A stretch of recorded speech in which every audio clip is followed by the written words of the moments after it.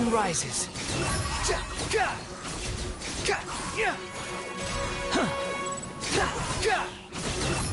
Know your place. I'll settle this. A round of applause. And what? This is order. Squall and fury. Upon the gale. Now disappear.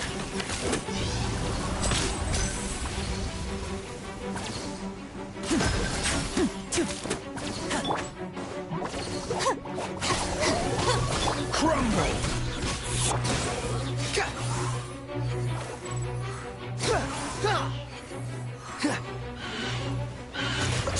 Cry louder. Lightning Shuriken! Here comes the finale. Order guide you. Stabilize. The wind rises.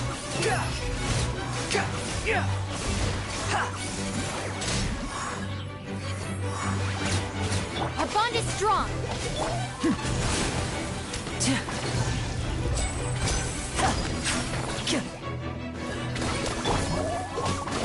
Squall and fury. Search for it. Bow your head. A round of applause. Step right up. Dissipate. I'll settle this. This is order. The wind rises.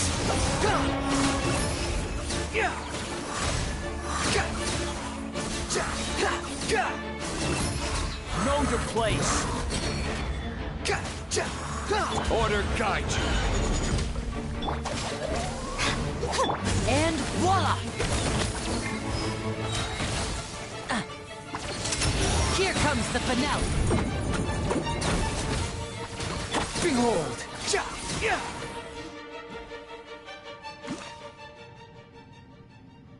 Shine down. Take cover! Why do they never miss? Everybody stand! Fallen leaves, adorn my... Torn to oblivion! Be sanctified.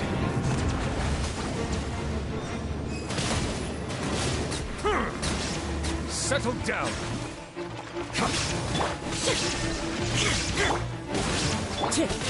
Into the wind.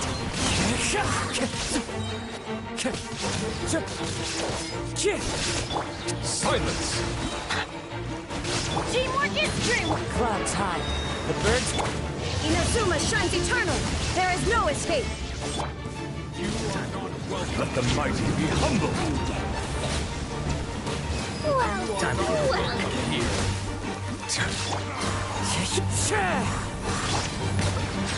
Ha! Illusion shattered! Ha! The wind knows me.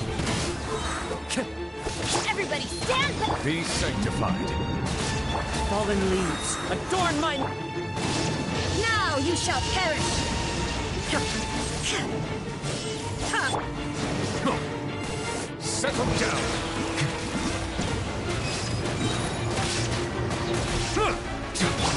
One with nature. There is no escape! Ha! Ha! Ha! You are not Going in! Clouds high. I'm getting The birds call. The wind knows me. I'm getting Inazuma shines eternal! The tides beckon.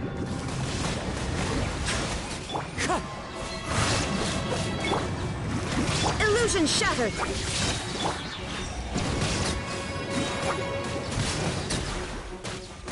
Everybody stand back! Fallen leaves, adorn my night. Let the mighty be humbled. Bow your head. Now you shall perish!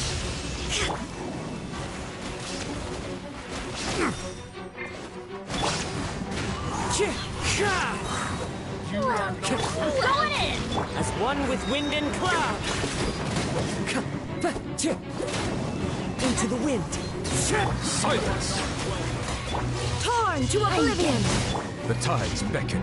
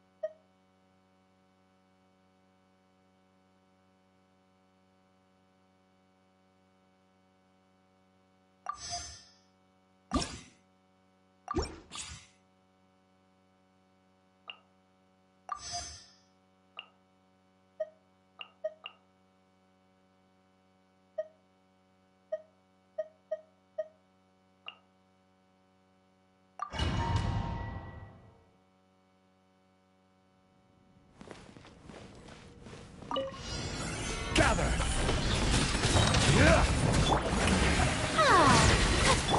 Inazuma shines eternal! There is no escape! Bow your head. Let the mighty be humbled.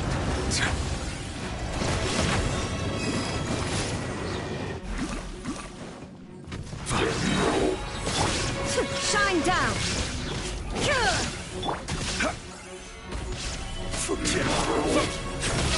Oh, brilliant! Silence!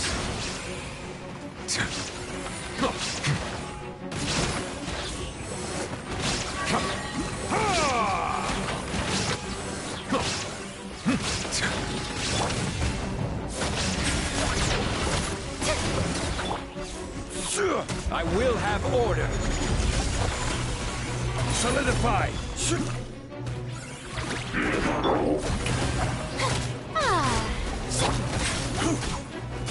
There is no escape! Let the world collide! The tides beckon. Now you shall perish!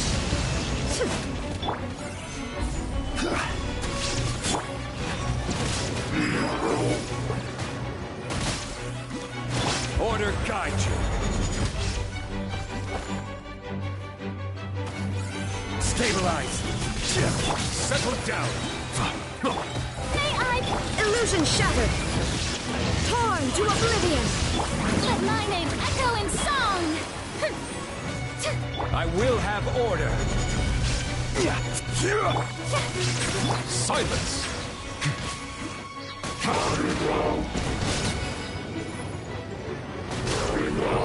Justice is blindsided.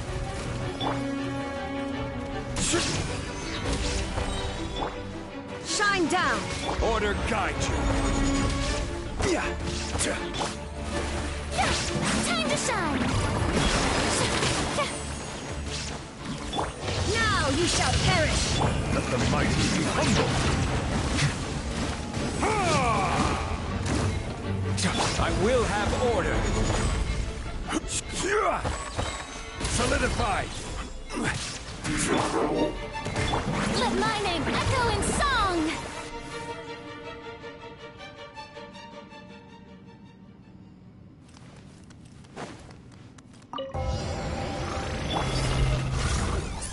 Make yourselves a move! Lightning purified! Witness the power of God! Your sins weigh upon your soul. You stay condemned.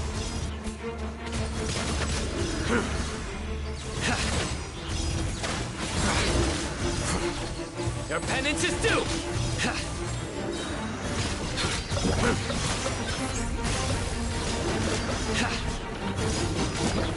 Futile.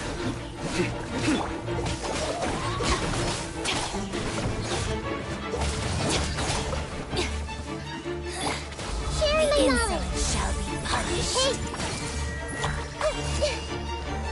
Where are you? Let me weave you a verse. No, my sword! Dissipate! I'll settle this! The Temple of Wisdom! Judgment is upon you. Guilty!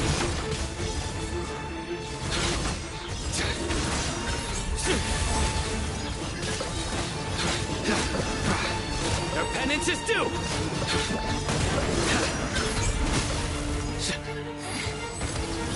Out of my way! Our bond is strong! Make yourselves a room! This may hurt a little. Huh? Up! Rain cutter! Your sins weigh upon your soul. Guilty!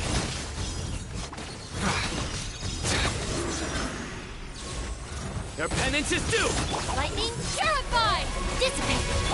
The Temple of Wisdom!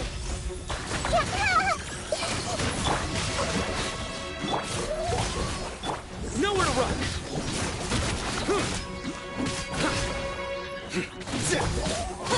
Stand with me!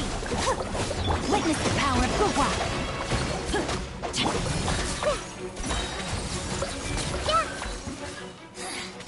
The insult shall be punished. I'll settle this. Through me, justice is served. Be stay content!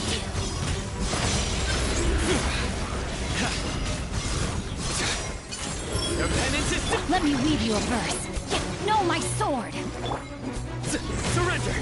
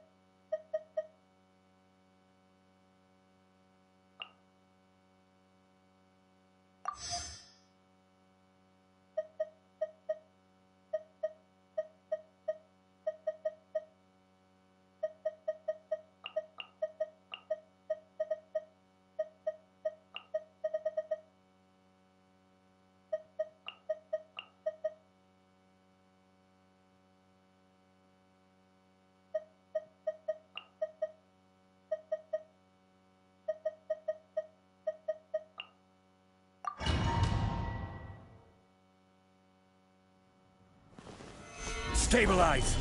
Our bond is strong!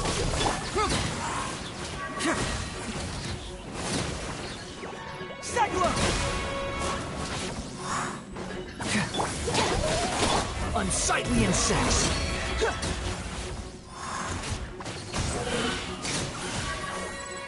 Search for it! Dissipate! Out of my way!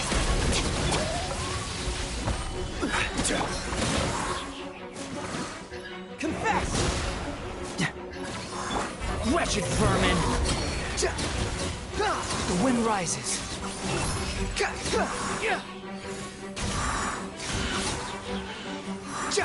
This is order. Gather! Our bond is strong! Squall and fury!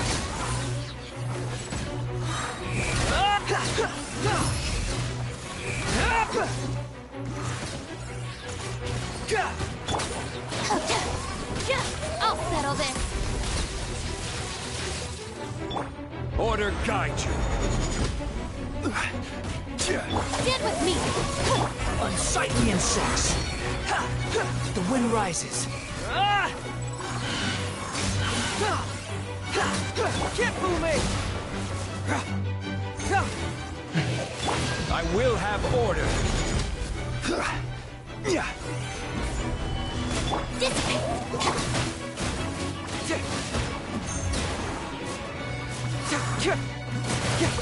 Squall and fury upon the gale. Wretched vermin! Out of my way! This is order. Solidify. Stand with me! Cyclone! Behold!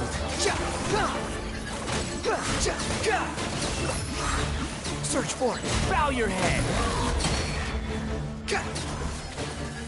I will have order!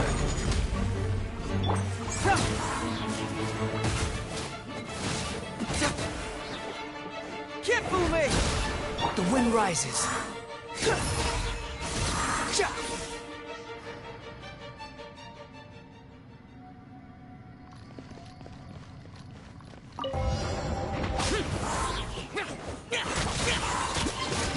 Let the world come alive! Have fun with this gift! Torn to oblivion! There is no escape! Evil conquering! Boring! Here! Worthless! Here!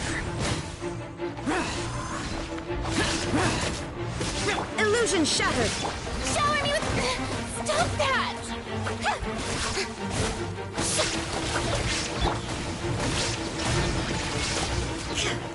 You Time to shine! Now you shall perish! Too late for regret! Disappear! Boring!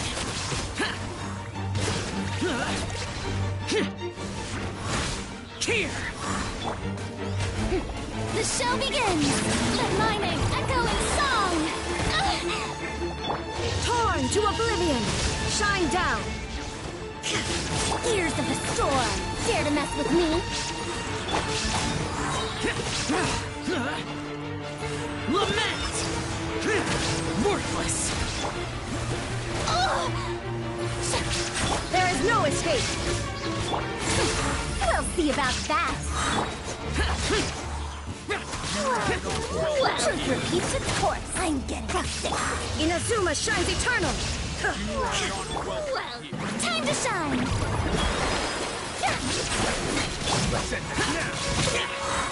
Disappear! Too late for regrets. Have fun with this gift. Now you shall perish.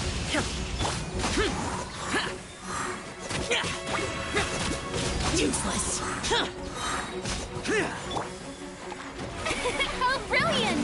Let the world come out! Evil conquering!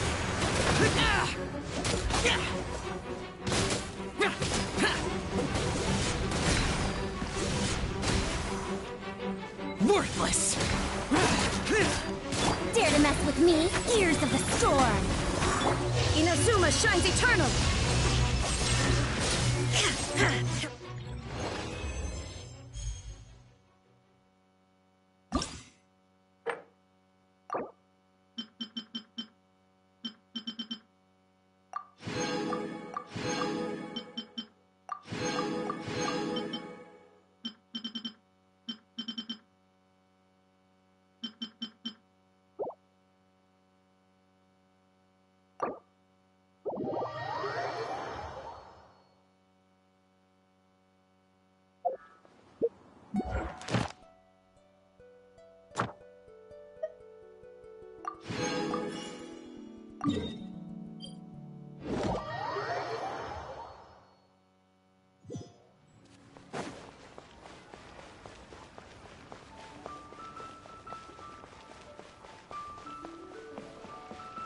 Ad Astra.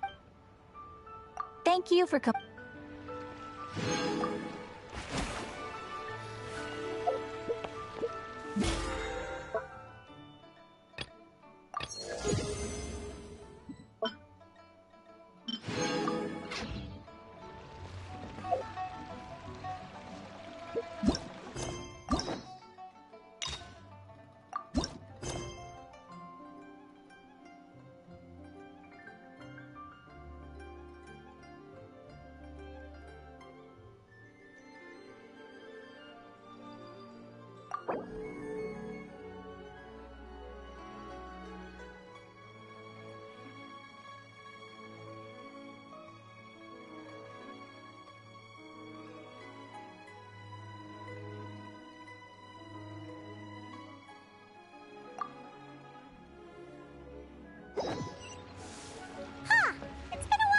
we visited Poisson. Maybe we should head over and have a look around.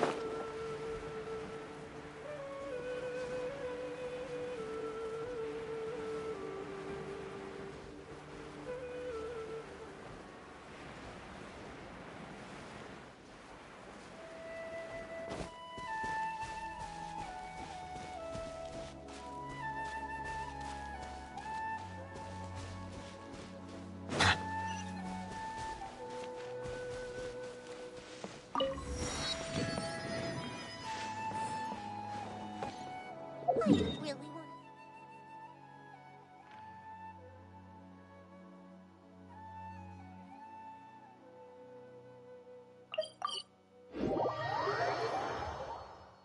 Water comes in many flavors to the discerning palate.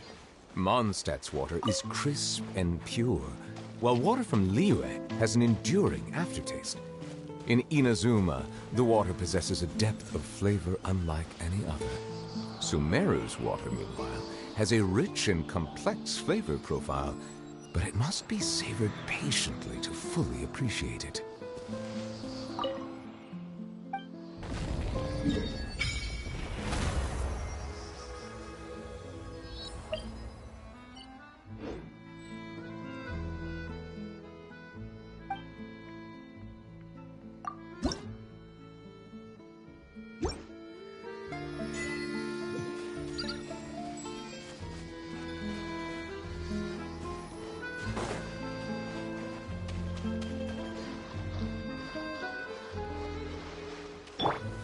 Stabilize!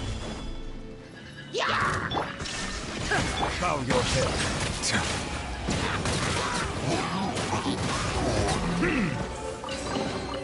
Abandoned property belongs to whoever finds it first, so it's legally yours now.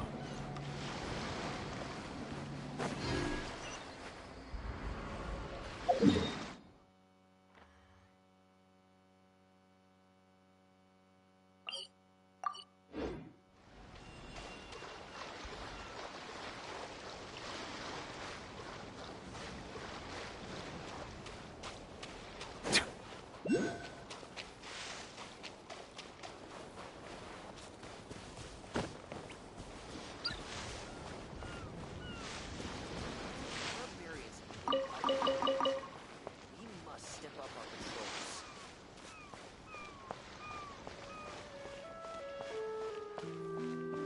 Clock knights. Chin up, soldiers! Look to your equipment.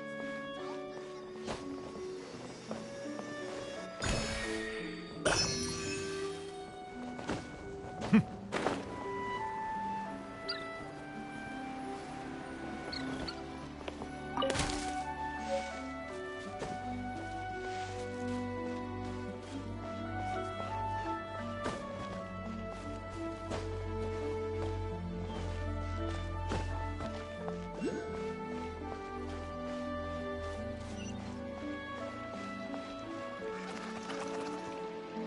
What sort of fish are you?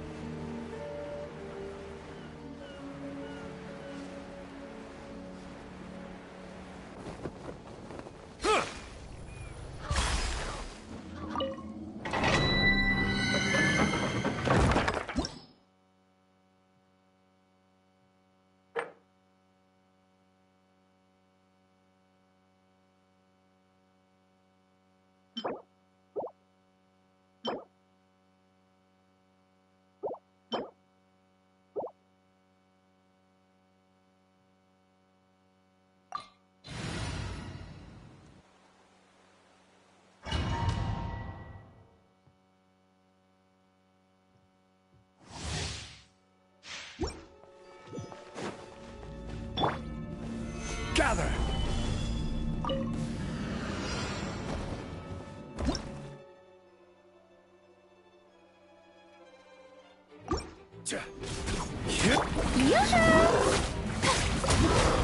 Shine down! Silence!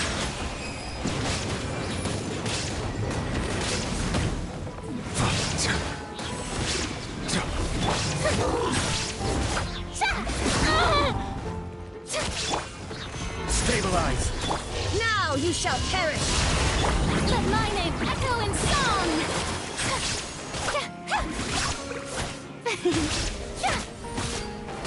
Bow your head.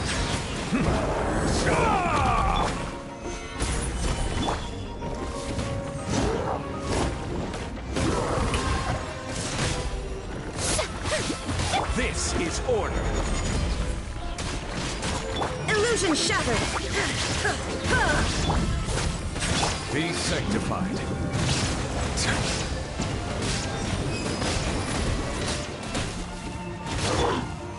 Solidify! Shine down!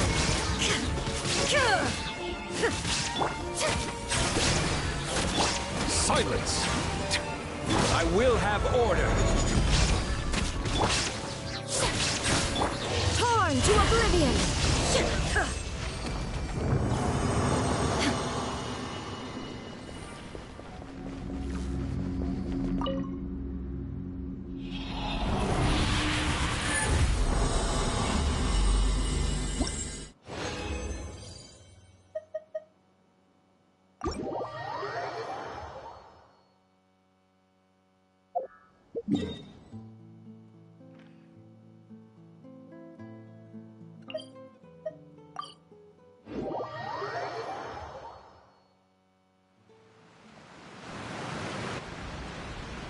Hey, Traveler. Paimon. Oh, Paimon knows that voice! Over here.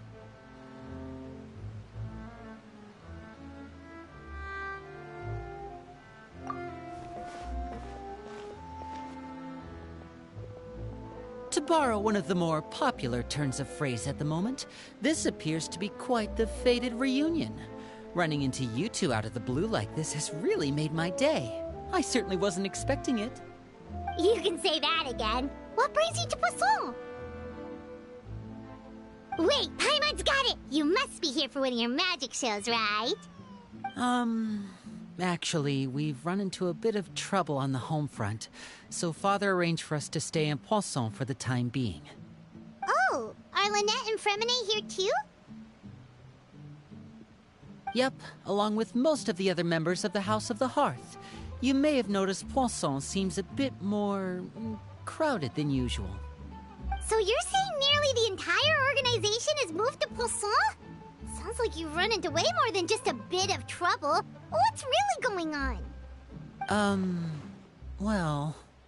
Since the two of you are so curious, perhaps I can fill in the gaps. You scared Paimon half to death! Father, you're here. You know... On second thought, maybe we don't need to know. It's all probably super confidential House of the Hearth stuff, right? We totally weren't trying to pry or anything. No need to be nervous. I could sense your genuine concern from your conversation just now. Of course, I can also understand your confusion. Sending so many Fatui here to Poisson, it's only natural that some might suspect an ulterior motive to be involved. I understand. I'm well aware you've had your fair share of confrontations with the Fatui in the past, and I can't exactly guarantee that we'll remain on good terms in the future. As for right now, however, I would say we have little reason to be at odds, wouldn't you agree? The House of the Hearth could stand to be more open with those who have worked so closely with us in the past. As for the issue at hand, well, it hardly relates to any ulterior motive. To be frank, it all stems from a certain rumor circulating around the House of the Hearth. It's an internal matter. What sort of rumor? A rumor that a certain phantom child is hiding away in the House of the Hearth. A phantom child? Ooh, just hearing the name is giving Paimon the creeps. A spirit that should have long ceased to exist is lurking in the shadows of the House of the Hearth. So I decided to bring the children to Poisson before continuing to investigate the situation. I expect I should be able to track down the spirit fairly quickly. After that, it's just a matter of resolving the situation, if you will. It shouldn't be much trouble at all. If you're curious, or if you still have some concerns, it might be advisable to stick around for a few days. I'm sure the children would be exceedingly pleased to welcome some visitors. Lenny, I'll leave you to entertain our guests. I have some matters to attend to. Of course, Father.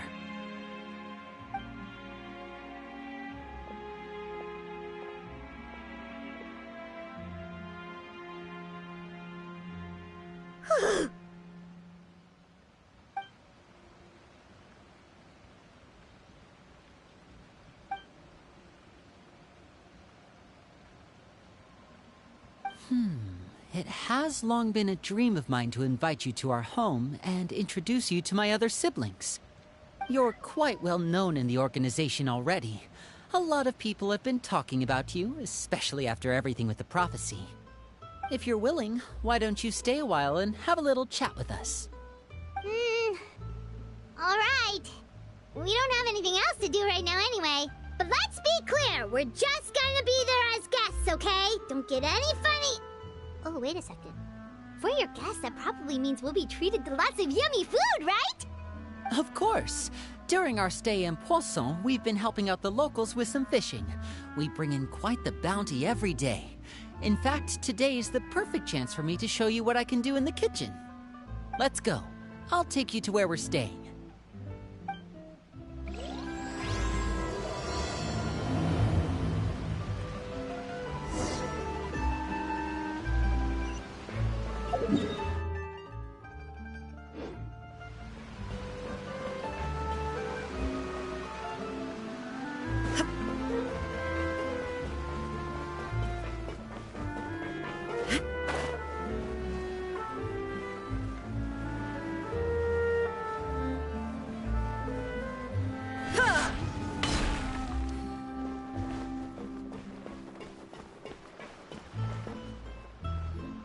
We rented this house from one of the locals to use as a temporary base. I'll come back later and tidy up a bit. After that, it should be all ready for you to stay in tonight. Awesome, thanks! So, where are we off to now? Well, when I happened to run into you two earlier, I was actually in the middle of distributing some supplies. With this many people staying in Poisson, we have to bring in outside supplies every now and then.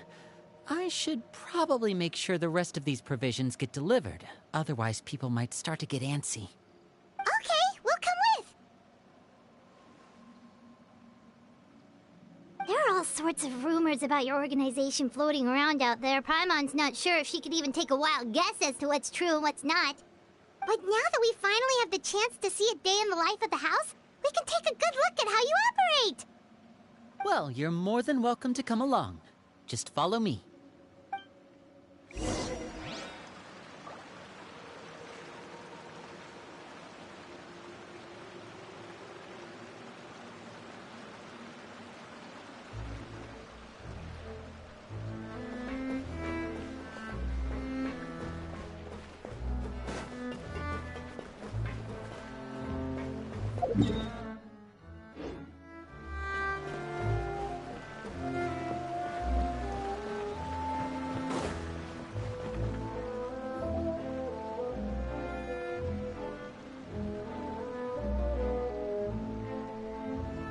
Linny!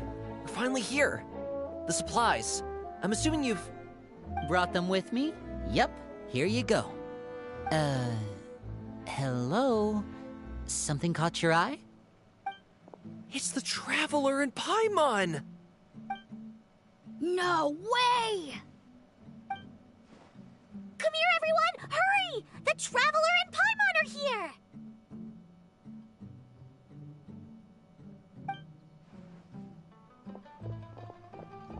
one at a time, please. Don't crowd around them all at once. We don't want to scare off our guests now, do we? Oh, it's all right. Gotta say, Paimon didn't realize we were this famous. Of course! Father and Linny have told us so much about you. Father told us about how you helped Linny. According to her, you're a trustworthy friend. And as far as she's concerned, that's pretty much the highest compliment we've ever heard her give. As you can imagine, everyone's been very curious about you. I heard the Traveler is so strong that he can move a mountain with his bare hands. I heard Paimon eats so much that she can clean out the entire pantry at Hotel Tabor in just 3 days. Wait a second! That's the rumor you heard about Paimon? Oh, not cool at all! Oh, wait! When guests visit, you're supposed to give them gifts and stuff, right? Oh, we don't need something like that. Besides, we don't have anything to give to you! Come on, we insist! I can give you some of my new potions. Just pick your poison. And by that, I mean medicine or actual poison. I've got both. Huh? Or maybe Shaplo can teach you guys about stealth! He's super good at it! He's never been caught. Ah, now that's not a bad idea. I know you usually prefer to fight head-on, but it never hurts to expand your bag of tricks, right? When it comes to eliminating your enemies, staying quiet can go a long way. Trust me, I would know. I was poisoned not too long ago, and I'm still dealing with the after effects. So I'm not quite as good as I was before, but I can still give you some pointers. Wait, when you said gifts, Paimon didn't think you meant poison and stealth tactics. But those are the best things we can give you. You don't like them? Ooh, how about this? Tell me the name of someone who really annoys you, and we'll teach him a lesson for you. All right, Fold, Selwar. I think that's enough suggestions for now. When it comes to being a good host, it's the thought that counts. You don't need a physical gift to make our guests happy. In fact, pestering them with suggestion after suggestion might make them more annoyed than anything. I would say your enthusiasm has certainly gotten across. Really? Awesome! It's been so long since we have had guests to play with. If there's anything you need, just let us know. Yeah, especially if it's poison or something. I've got all sorts of potions for that. Well, we'll talk to you all later. We've still got supplies to distribute. All right, see you later.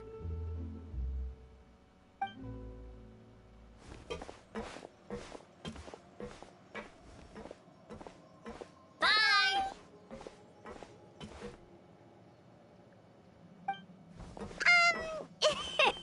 Lenny, about all that poison and stealth tactics talk just now. Scared you, did it? That kind of talk comes with being part of the House of the Hearth. When Foltz was really young, he strangled all of his family pets, just out of curiosity. He was labeled a dangerous problem child and was abandoned by his family. Elwar has an unnatural obsession with potions. Father has forbidden her from trying all the different concoctions she comes up with, but she still tries to test them in secret. You really have to keep an eye on that one. Chaplot is around my age. While I'm mainly responsible for collecting intelligence, he handles surveillance. He's very passionate about his work and has no reservations about taking on some very difficult missions. I know you two probably aren't used to that kind of talk, but I can promise you they only had the best of intentions. Things like stealth tactics and developing different poisons, they really mean a lot to them. They were just trying to share the best of what they could offer, that's all.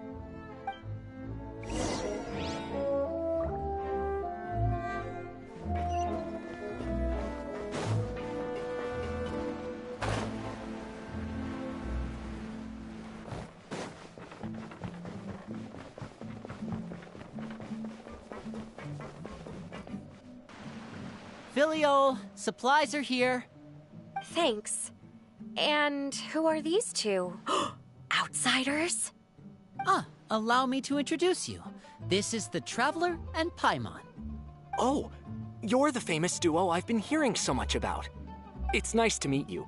I heard you've traveled to all sorts of places. Is that true? Of course! We're making our way all across to that! Oh, good for you. You must be pretty familiar with Fontaine by now, then. Have you seen the new opera that started running recently? I think it's called... The 4,000 Thieves? Oh, this is the first we've heard of it. It seems like it's going to be fantastic. From what I've been able to tell from the posters, anyway. You should definitely check it out if you have the time. Oh, and there's The Blind Maiden, too. That one is supposed to have audience interaction. Seems pretty interesting.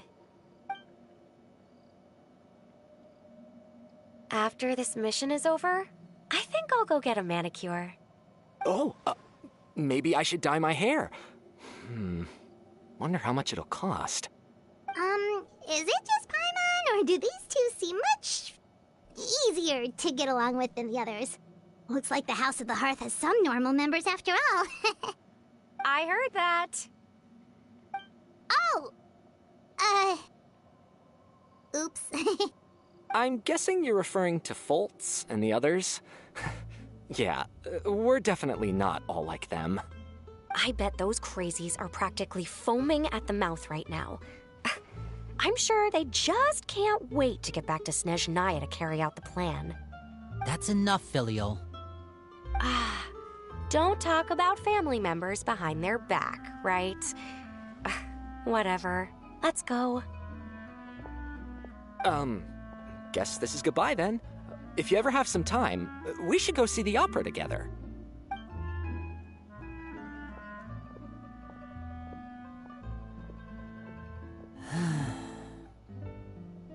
Well, that's it for the supplies. We should probably head back as well.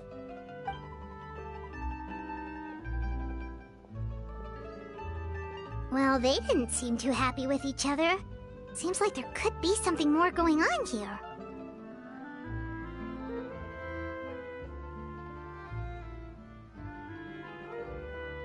You're right. We're only here as guests after all. Oh, Winnie's getting super far ahead. Come on, let's catch up.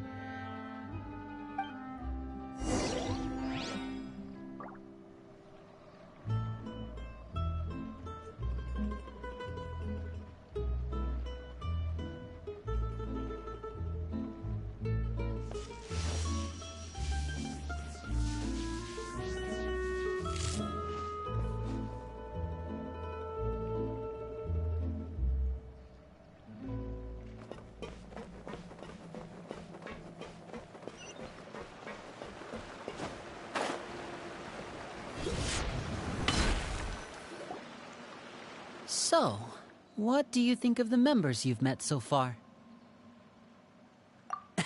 Well, Father is always encouraging us to be strong-willed and independent. So if there's one thing we've got, it's people who aren't afraid to speak their mind. Well, I should probably get cooking. Wanna join? Of course! Then let's head out and... Fremine? What are you doing here? Well, Fremine! Nice to see you again! Oh, you too. I heard you're here as guests of House of the Hearth. Welcome. We were just going to make some food. Why don't you come along? I could use some help in the kitchen, and I seem to remember you mentioning you wanted to make seafood soup for the Traveler in Paimon. Seafood soup? Oh, Paimon's drooling already. Were you looking for something just now, Fremine? Maybe I can help. It's nothing. I just wanted to see if there were any extra supplies. Yeah, we've got some left over. What do you need? Some food and water. And some clean cloth, if possible. No problem. Give me a second here. Food, water... Wait a minute.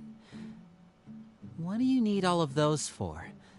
You're not on any missions as far as I'm aware, and you were just going to come eat with us. So what's this all about? I thought I'd grab an extra portion because I get hungry at night. Could be because I'm growing, you know? And... Fremine, you remember what I told you? You're not like me. Your lying skills still need some work. Tell me what's going on. Is it really bad enough that you have to keep it from your own brother? Maybe it'll be better if we gave them some space.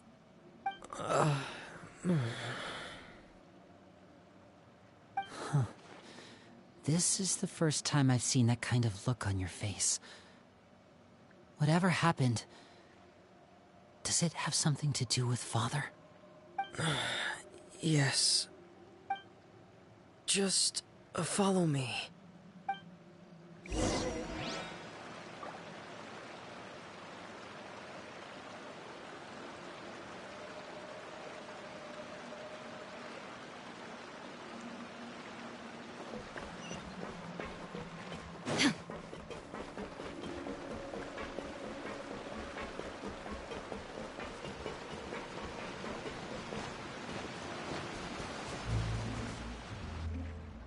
You're back!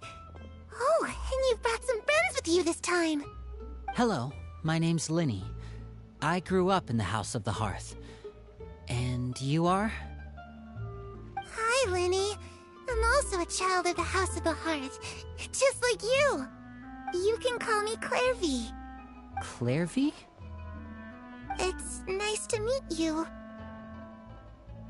Does that name ring any bells, Linny?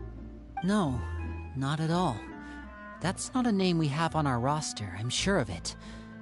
What I'm not sure of, though, is how she managed to sneak in. She must be the phantom child Father's been searching for. From the looks of it, I'm guessing you were the one that found her, Fremine. You, haven't told Father, have you? No, I haven't told anyone. I've just been keeping her hidden. For how long? About half a month now. So ever since we got to Poisson, then, do you have any idea what you're doing? I know what I'm doing. Really? 'Cause from where I'm standing, it looks like you're hiding the very person Father has been trying to find. If Father finds out about this, everyone involved is going to be punished. You know the rules of the house, Fremine. I know you do. Father doesn't tolerate any form of betrayal. So why are you doing this? I've thought it through.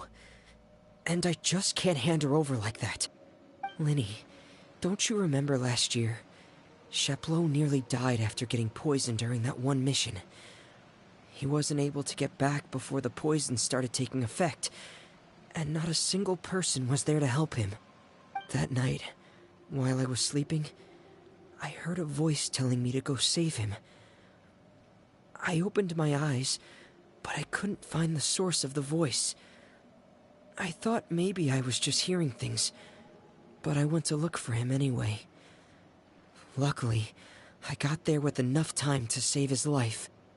That feeling of being haunted, of hearing voices, it's happened many times in the House of the Hearth. I'm sure you've noticed. So what you're saying is, that was her? She was the one who spoke to you that night?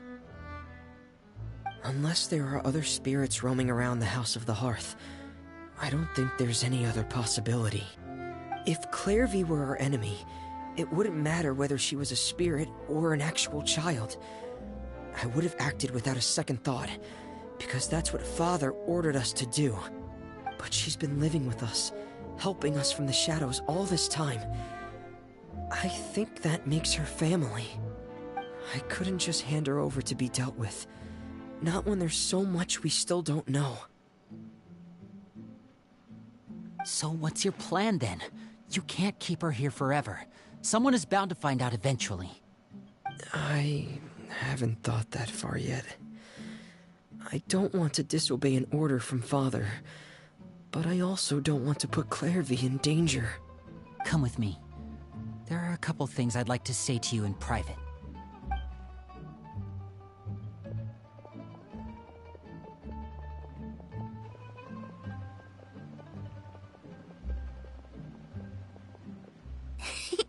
Those two sure care a lot about each other. Well, they got a funny way of showing it. From where Paimon was floating, it sure seemed like they were about to bite each other's heads off. No way! They have a really deep bond. I could tell right away, because I also have a friend like that. I just don't know how long that kind of bond can last.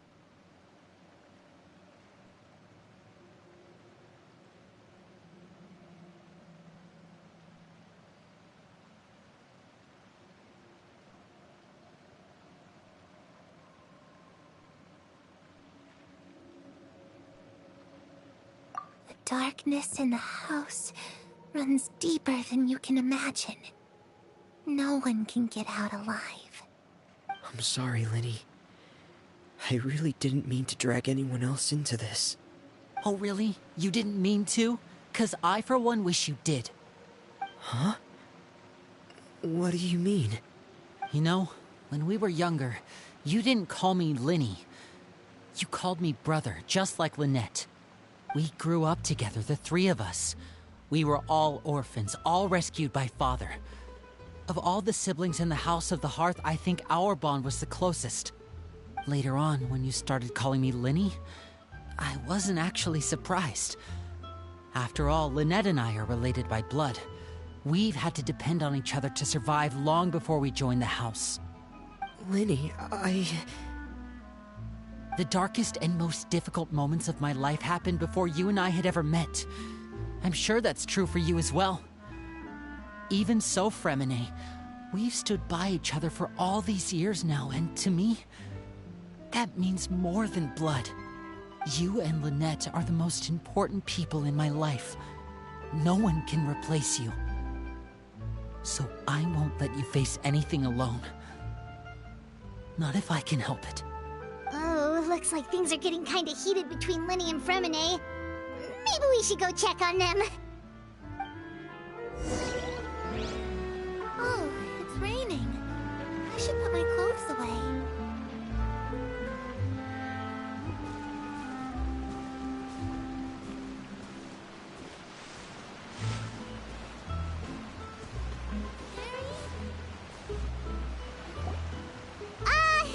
Hey, you two! Hope we aren't interrupting anything. Like a fight, or... Oh, wait a minute, Fremine. You're not crying, are you? Is everything alright? Everything's fine. Thanks for asking. Well, we're all friends here, right? We've been through so much together, so if there's anything we can do to help, just say the word. It's just a small family dispute. It's not something our guests should trouble themselves with. In fact, it might be better if your stay ended here.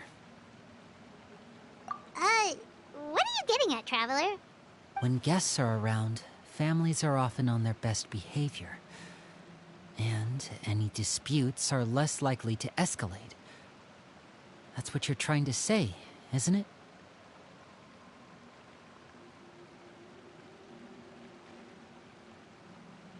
I just... Thank you. I was really hoping to keep you out of it. But even if I could think of some other reason to turn you away, I'm not sure I could convince you. I know things could turn dangerous, so I promise you this. From now on, I'll protect you like my life depends on it. Me too. Well, back to the matter at hand then. If we don't plan on handing Clairvy over to Father, then our only other option is to solve the mystery of her identity before Father is able to track her down. That means finding out where she came from and what she's doing here. Then we can send her on her merry way and pretend like none of this ever happened. I've tried that already. And? And... nothing. I tried taking her somewhere really far away, but... after some time, she just reappeared. She even came with us all the way to Poisson. It seems like wherever the house is, she follows. I don't know much about spirits. Do you two have any ideas? Let's see here. Paimon remembers hearing something like, if you fulfill a spirit's last wish before they died, they'll let go of whatever's keeping them here and return to the ley lines. Oh, it's just that Paimon doesn't really remember where she heard that, so it's not guaranteed to work or anything. Well, sounds like it's worth a shot. Guess that means we should go ask her about her wish. But first, Fremine, I need you to promise me something. What is it? I need you to promise me that this will stay between the two of us. We're the masterminds behind this whole thing. No one else gets involved. Can you do that for me? Of course. I promise. All right. Then let's seal the promise just like when we were kids. Fist bump on 3. Ready? 1, 2, 3. I swear.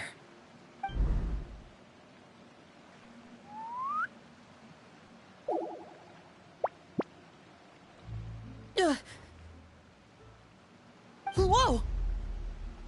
Lynette! But what a surprise! What brings you here, dear sister?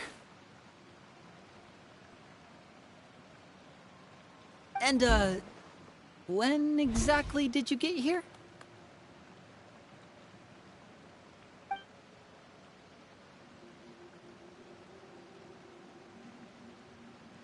You're an idiot, brother. And you too, Fremine.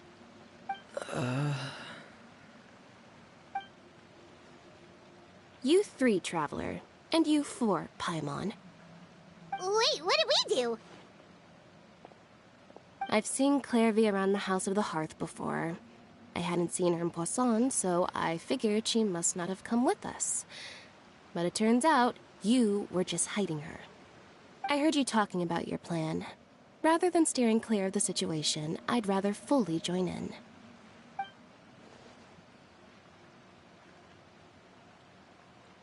If you don't agree, I'll have no choice but to report everything back to Father. Simple as that. You're not giving us much wiggle room here, Lynette. Well, I guess we're all in this together then.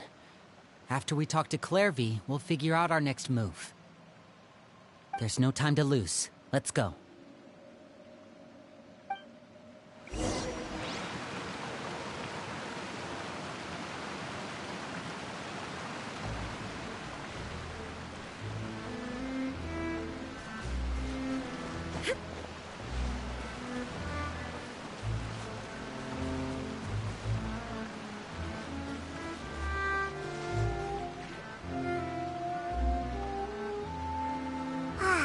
I'm full.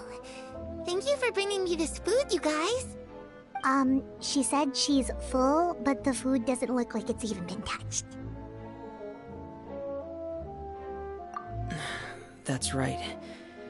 Based on what I've been able to observe, it doesn't seem like Clairvy can interact with the physical world at all. Still, when she's presented with food, she'll always linger around it for a good little while. Maybe, in her mind, she really is eating those things. Does she know that she has already passed away? I've tried to ask her, but she didn't answer.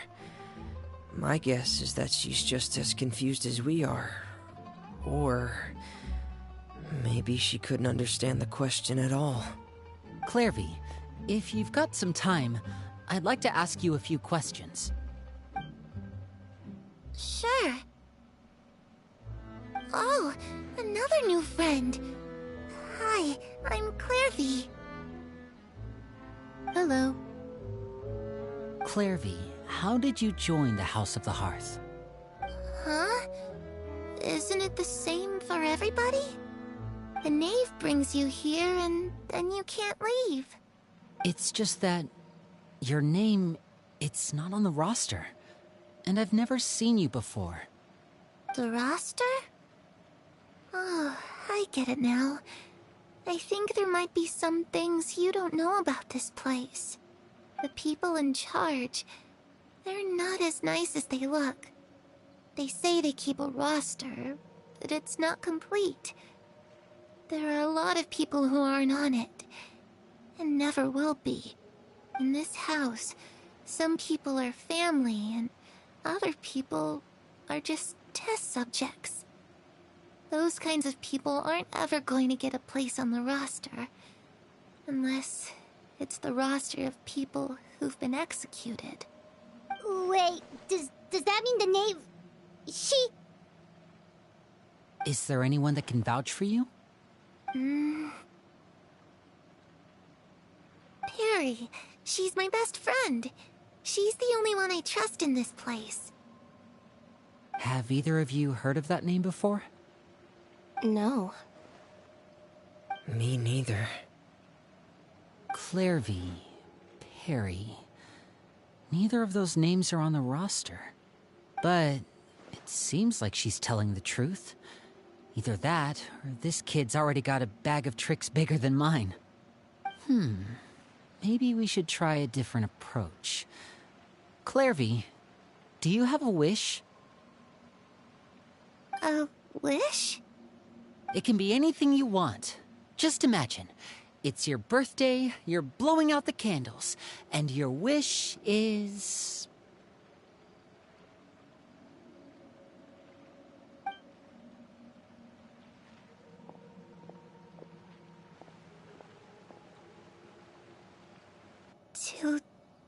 To go outside, where the sun can find me. That's... it? Well, that sounds easy enough. The darkness in the house runs deeper than you can imagine. No one can get out alive.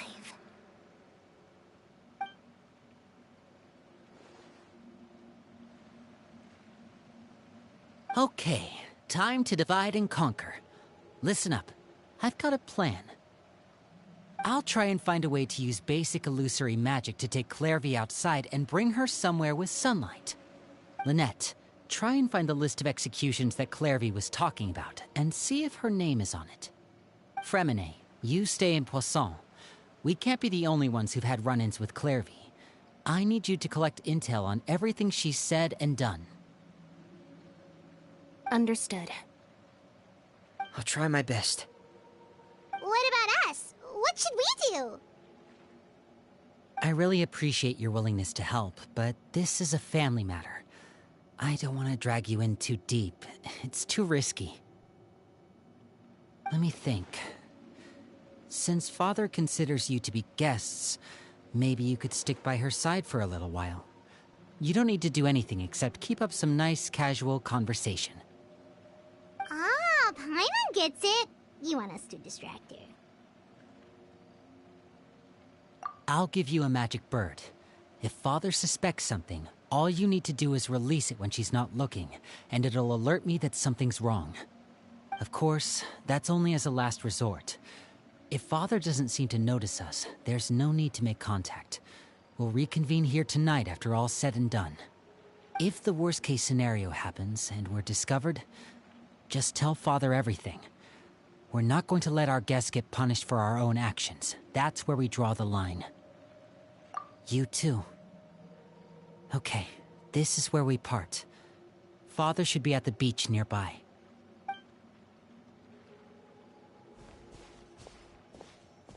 I really hope this goes well.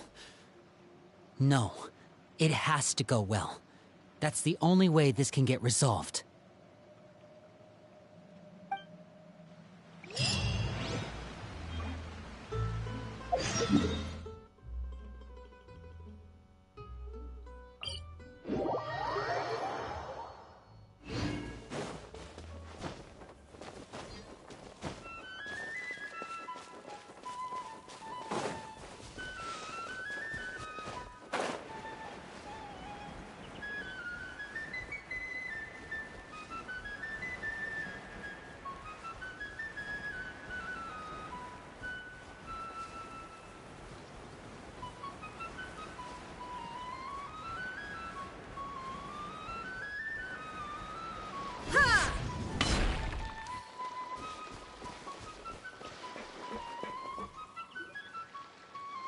it's the knave. And child. Hey, aren't you supposed to be in Snezhnaya recuperating? What are you still doing in Fontaine? Oh, it's you two. I didn't expect to run into you here. I was unconscious for quite a while after the fight in the Primordial Sea. After I woke up, I realized I was being taken back to Snezhnaya, and well, I couldn't have that now, could I? Not when I've still got unfinished business here in Fontaine. So, I mustered up all my strength and made the journey back on my own. What sort of unfinished business are we talking here? It has to do with Skirk, my master. I really wanted to meet up with her, but by the time I got back, she had already left. I still have so many questions for her. Without any other leads, all I could do was ask the knave to help me track her down. She must have left behind some traces from her time in Fontaine. Oh, okay, so have you found any clues? Unfortunately, no. While the House of the Hearth is adept at collecting all manner of intelligence, certain existences can still manage to escape our purview. Basically, unless Master feels there's a need to meet with me, she's not going to be found. But that problem has an easy fix. I just need to become stronger, and then... Paimon thinks you should focus on getting better first. The worst of it is over. It's all thanks to that one kid from the House of the Hearth.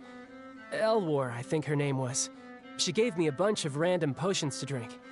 They didn't go down easy, let me tell you. Pain and chills all over. But they really did help speed up my recovery. And that's good, because it looks like I really do have to head back this time. The old man's been putting the pressure on me. He sent someone to tell me I'm needed for some sort of project. Project Stuja? Yeah, that's the one. I heard Regrader's involved too. I'm not looking forward to having to listen to all his monologuing, that's for sure. Hey, maybe you could think of a way for me to stay in Fontaine for a little longer. Helping Linny and the others brush up on their fighting skills would be far more interesting. If you and I could spar, that would be even better. I've been waiting for a chance to see you go all out. And what a sweet little daydream that is. But I also have a role to play in all this. I'll be leaving Fontaine shortly as well. Besides, considering how little they see fit to step outside the homeland, being called on to return to Snezhnaya by such illustrious dignitaries, what a great honor. Wouldn't you agree? One I could do without, I'd say. Is it just Paimon? Or does it kind of seem like they're...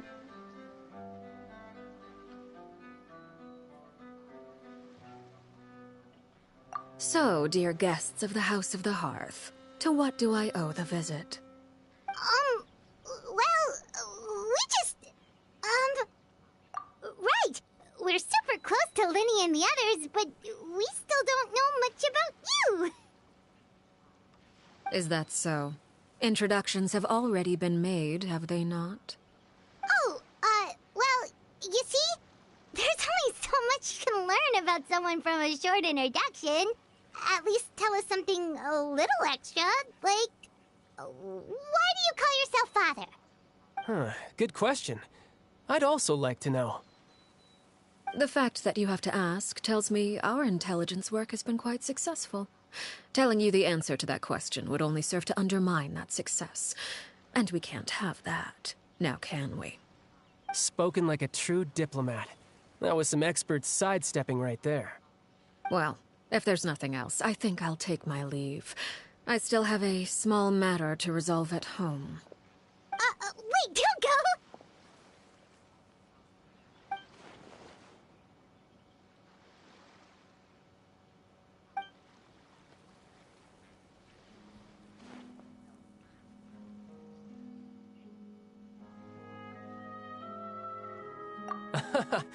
I'd also like to hear the answer to this. I've met some of the members of your organization, and they all seemed like really good kids. They actually reminded me of Tonya and Tusser. Which, by the way, if you ever betray them, I'm just letting you know, I won't let you off easy. And why would I betray them? Well, you've already betrayed the House of the Hearth once, haven't you? At least, that's what I heard.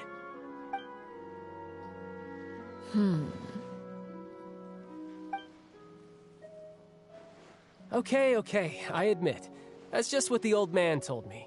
The rooster, I mean.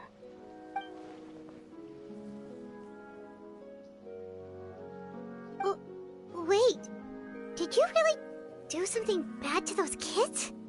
Never mind what I've done. I'm more curious as to what the mighty rooster had to say. Care to enlighten me? Well, nothing much. Just some stuff about you taking out many other members of the House of the Hearth, and even going so far to attack your own family. I see. Oh, based on your reaction, I'm guessing it's all a bunch of lies. Hardly. I don't appreciate his particular turns of phrase, but I suppose he didn't say anything untrue. Although, it would be more accurate to say that there is a certain level of prejudice involved, but I don't intend to clear that up just yet. Prejudice has a funny way of concealing the real truth behind certain things, an attribute that I find to be quite advantageous. Call yourself a Fontanian, for example, and people will assume all sorts of things, when the real truth is that this is simply the land where I was raised. Huh? You're not actually from Fontaine? But then why did you try to help out with the prophecy and everything? I was trying to protect the children born in Fontaine. Claiming that I myself was a Fontanian simply made it easier to operate. People would hardly suspect a fellow Fontanian of having any ulterior motives. Who wouldn't want to save their homeland, after all? The primordial sea wouldn't have any effect on me, but it would have caused great harm to the House of the Hearth. Well, you wanted extra information, didn't you? There you go. I hope that satisfied your curiosity.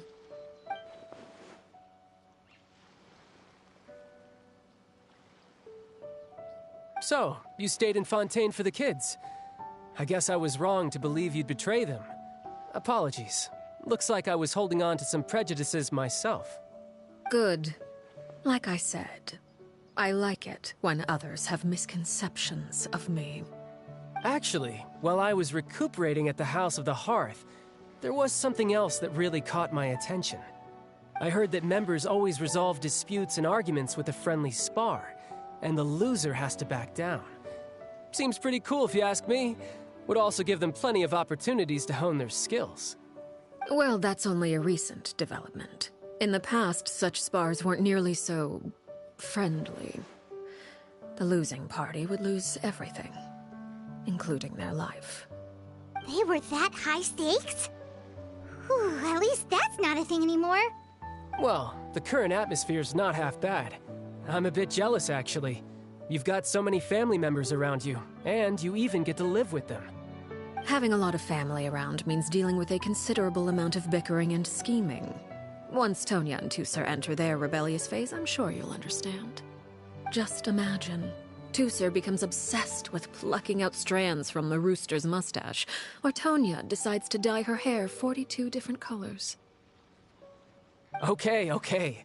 I get the picture.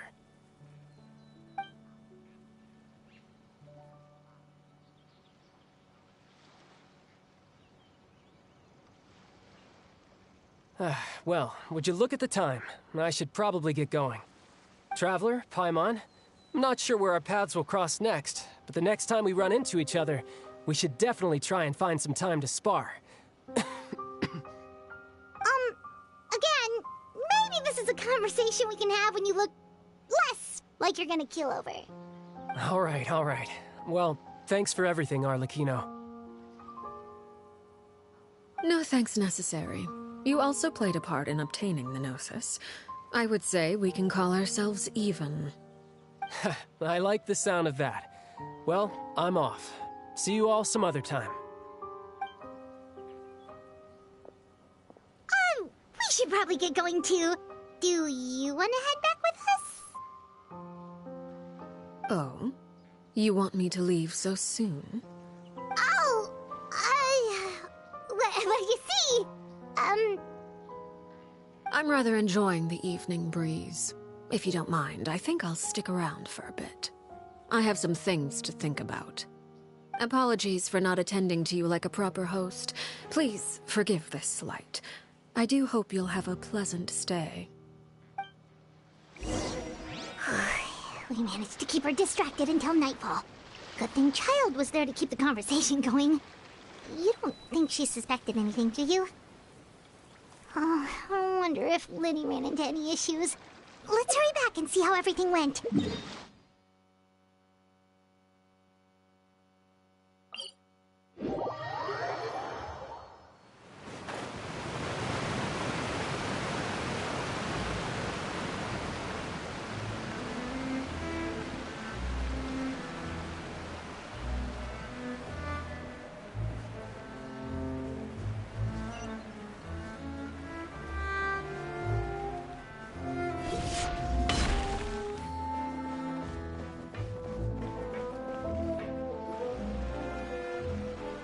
Lenny, how did everything go? Well, long story short, we ran into a small issue. Clairvy can't go into the sunlight.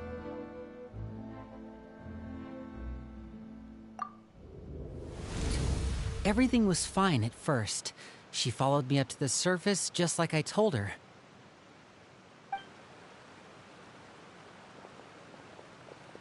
But as I led her out of the shadows and into the sunlight, she vanished. I turned around and there she was, standing at the edge of the shadows, silently watching me. Huh. Maybe she's afraid of sunlight, or... No, it wouldn't be her wish if that were the case. Well, we could always try pushing her into it. Oh, true. I've pretty much tried it all already. Nothing worked. Eventually, the sun went down, so all I could do was bring her back here. How did it go with you, Lynette? Good. I've got the list. It's right here. Really? Well, what are we waiting for? Let's take a look!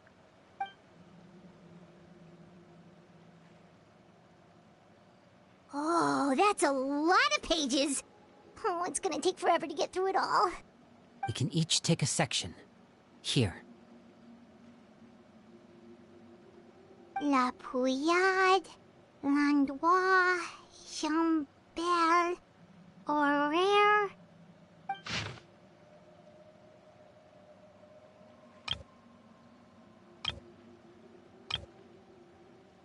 Oh, yikes. That Horaire guy has a huge scar on his face. He's kinda giving Paimon the creeps. Ah, I've met him before. The scar is from an injury he received during a mission. I still remember him joking with me about it. He said any future lover would take one look at him and then lose all interest. Did he say anything else? Well, I asked if there was someone he was interested in. He said no, and that's where our conversation ended. It was only later that I learned he really did have someone he liked. He risked everything to escape so he could be with her, but it didn't work. One day, Father asked to see him, and, well, I never saw him again after that. Wait, so that means the knave, she... It may seem cruel, but it's just one of the rules of the house. Betrayal is not to be taken lightly. We know too many secrets to come and go as we please. So, if you do try to leave, you pay with your life.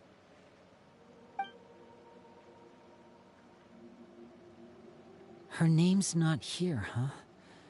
Well, that's not too surprising. It doesn't seem like this list is complete. It only contains records dating back around 5 years. Let's shift our attention then. Fremine, were you able to find anything out? Fremine. Sorry. I was thinking about something. I managed to talk to quite a few people, but I couldn't help but notice that the atmosphere in the house was a little... Strange. Strange. Yeah, I mean, I know there have been arguments in the past. Times when people haven't gotten along. Chaplot and Filiol are a good example of that. Oh, those are two of the people that we met while delivering supplies. Paimon can see how they might not get along. They had very different vibes, and their, interests seem to be pretty different as well. That's to be expected, actually. Father brought us all here, shared her knowledge with us, taught us how to fight. That's one thing we all share. But that's also where the similarities end. Not all of us feel the same desire to stay here. As members of the House of the Hearth, we're also considered part of the Fatui. And to a lot of people, that's an identity they never asked for. Certain members get older and realize they want something else for themselves. But considering the rules of the House, most people would never say that out loud. People like Chaplot and Foltz are loyal to Father and her vision. They're proud to be part of the Fatui. Filiol and Nantoy, on the other hand, well, they aren't quite as enthusiastic. These kinds of conflicts have always been there. It's not like Father is in the dark about any of this. Well, that's true. But it just feels like things have gotten worse lately. Filiol and the others, it seemed like they were meeting in secret to talk about something.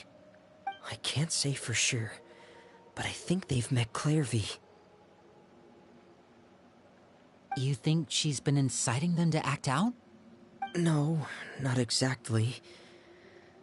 But I wouldn't be surprised if she said something to them about the darkness in the house and how deep it runs. She's told me about it before. Experiments being run on children. People being used as pawns on the battlefield without so much as the strength to survive. And they just believed all that? Without any evidence? Clairvy's words probably gave them the excuse they were looking for. Whether they actually believe them to be true is secondary. This is all because of Project Stuja, isn't it? Whoa. Hold on a second. What's this Project Stuja all about, huh? This is the second time it's come up now. Sorry, but I'm not sure of the details either. I only know what Father has told us, which is that it's something the Rooster and Regrator have been working on together. Apparently, it has to do with the Fatui's strategic plan for the future. Because the House of the Hearth was so successful in obtaining the Gnosis, we now have the honor of playing a key role in Project Stuja. Wait, but isn't that a good thing? Key role is just another way of saying dangerous role. To us, the whole thing is an inconvenience. Father thinks so too, but she's in no position to refuse. Their plan isn't exactly unreasonable, and they've been funneling the house a lot of funding. It's just that we'll lose a lot of members in the process. Participating in the plan, it's an honor in name only. What they're really trying to do is subdue us. The existence of an intelligence organization outside their control makes them feel uneasy.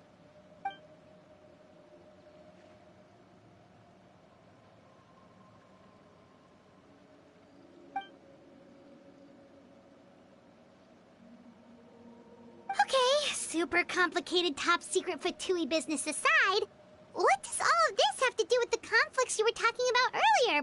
Paimon doesn't get the connection. External pressure has a way of exacerbating internal strife. You can't overlook the power of fear either. People are afraid of dying, and that fear is often the impetus for a lot of stupid decisions. I thought resolving the Clairvy situation would make everything go back to normal, but it looks like things are more complicated than I thought. If we leave Filiol and the others to their own devices, sooner or later, Father will be forced to take action. We can only focus on one situation at a time, brother. You're right. Even if we confront Filiol and the others, it won't do any good. It might even make matters worse. We should focus on Clairvy for now. Well, It's getting late. We should head back and get some rest. We'll try again first thing tomorrow. Lynette, you stick with me this time. Fremine, keep a close eye on Filial and the others. Make sure they don't do anything they'll regret. Good work today, everyone. Have a good night, and I'll see you tomorrow.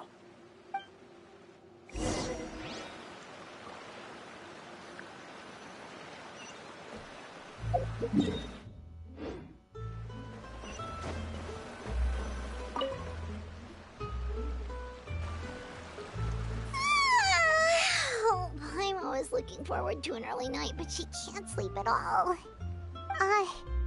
Hey, you don't think the knave will be too angry with Lenny and everyone if she finds out about all this, do you? She's even scary when she smiles. If she were to actually get angry... Ooh, you have to protect Paimon if that happens, okay, Traveler? Oh, well, in that case, we should just plan on running away. We'll grab Lenny and the others and we can make a break for it as fast as we can. Look!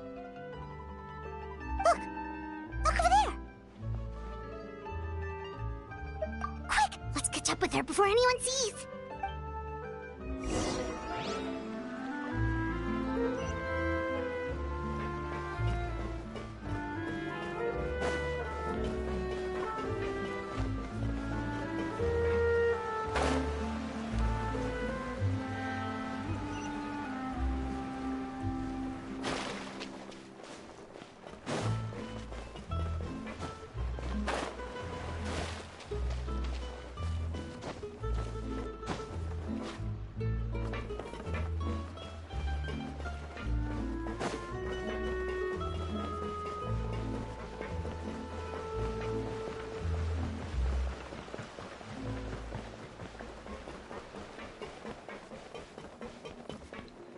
Over there!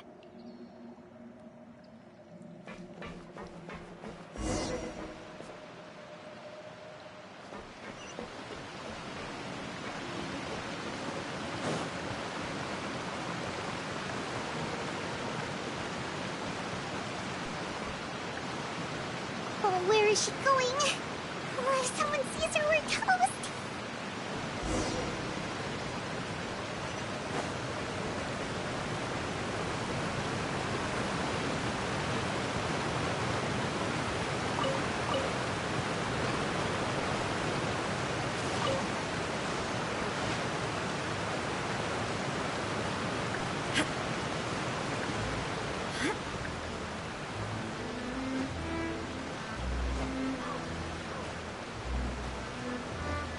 Oh, look! She stopped!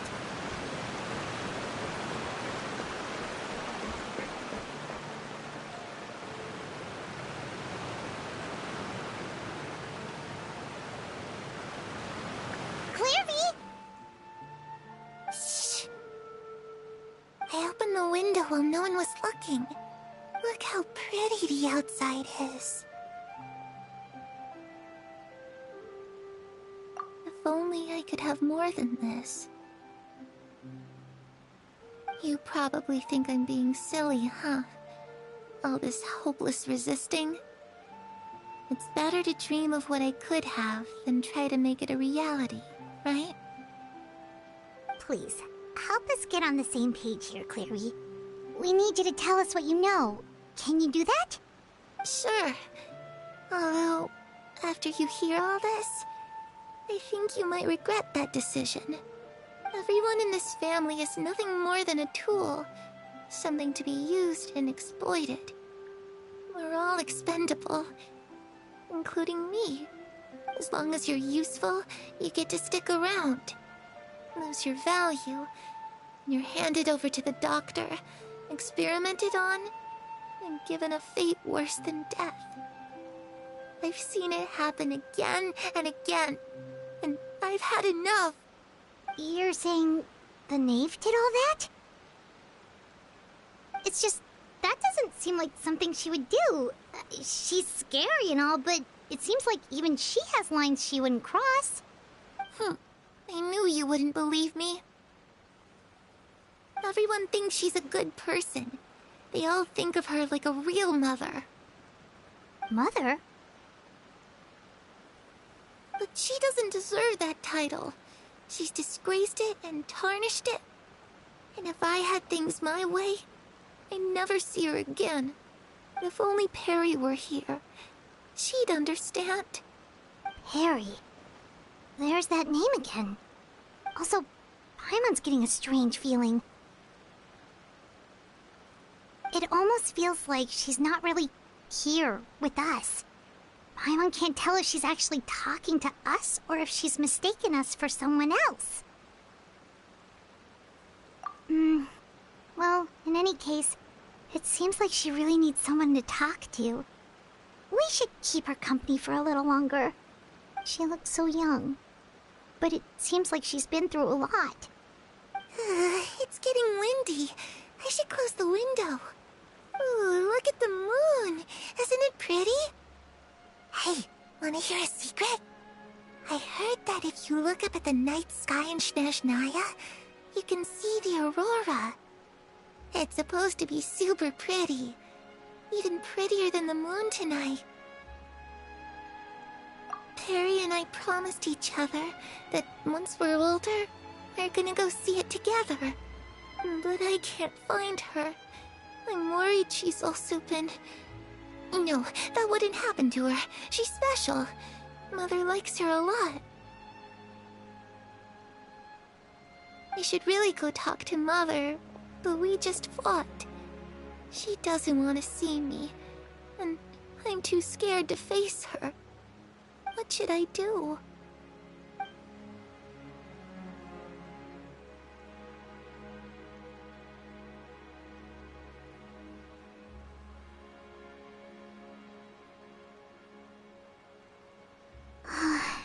Paimon really doesn't understand what's going on with her.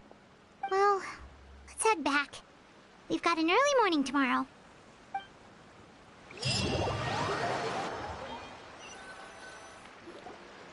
All right, looks like we're all here. Let's go ahead with the plan. Oh? What is it? What makes you ask that? Well, we kinda ran into Clairvy last night, and that's what she told us. We met the doctor back in Sumeru. He's super dangerous, and he's done all sorts of bad things. It's possible that Father and the Doctor have had certain dealings, but I don't think Father would work with him. We're not really on the same side, so there's not a lot of trust between them. That doesn't exactly set the stage for a successful partnership. I did hear, though, that when Father first became a Harbinger, the Doctor offered to work with the House of the Hearth. Father rejected most of his proposals, except for one. It had to do with some sort of secret experiment. Secret experiment? Could that be what Clairvy was talking about? I don't think so. I don't know any details about the experiment itself, but I do know it's an entirely independent operation. The Doctor only proposed a direction for the research. That was the extent of his involvement. I still don't think that counts as working together. The details of the experiment are confidential, but complete records are kept on all participants. That doesn't seem to be the case with the situation Clairvy referred to. I know you don't agree with some of the Fatui's methods, and I'm not asking you to. But I am asking you to trust us on this. The House of the Hearth has its own principles. There are certain lines we're not willing to cross. Alright, that's good to hear at least. Clairvy seems to think the Knave and the Doctor worked together to do something horrible. If that turned out to be true, Paimon doesn't know how we would even face you guys. It's just that it doesn't seem like Clairvy is lying either. The easiest thing to do would be just ask the Knave directly, but Paimon doesn't think she'd tell us. Father didn't come back last night. She's probably still near the shore. We'll be counting on you to distract her. Lynette, you're with me. Fremine, you know what to do. Be on your guard, everyone. All right, let's get to it.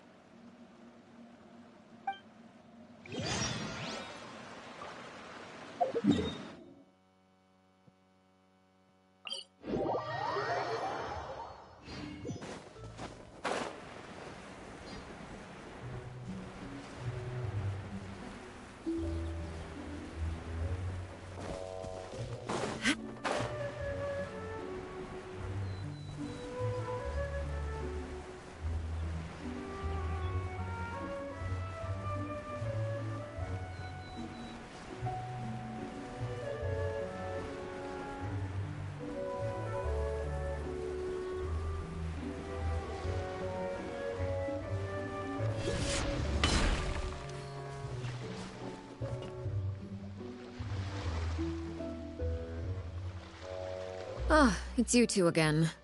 I must say, you look a bit pale. Did you have trouble sleeping last night? A little. Perhaps if you had less on your mind, you'd be able to absolve yourself of such troubles. So what are you planning to do now? Catch up on some sleep? Or should I give you some time to rack your brain for a topic to discuss before I ask any questions? Although I must profess to being curious. Without child here, how do you plan on distracting me? Us? Distract you? A good one.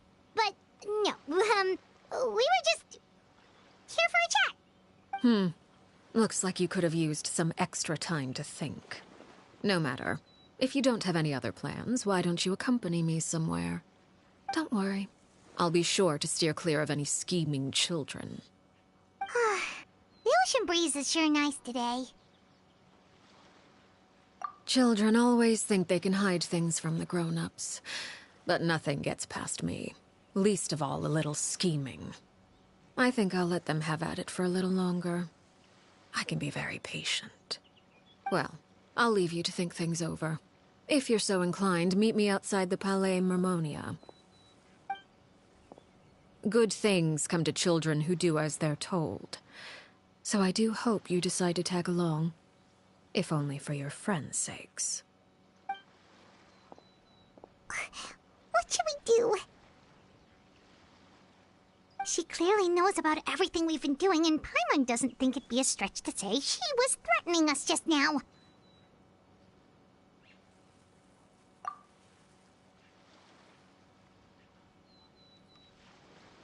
Oh, good idea. Hopefully he sees it in time. Well, we should probably head to the Palais Mermonia. Paimon doesn't want to find out what happens if we don't show up. Based on what the knave was saying just now, it sure didn't seem like it'd be anything good.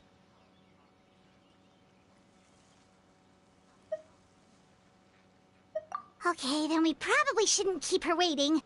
It seems like Linny and the others are on thin ice, so let's do our best to not get them in any more trouble.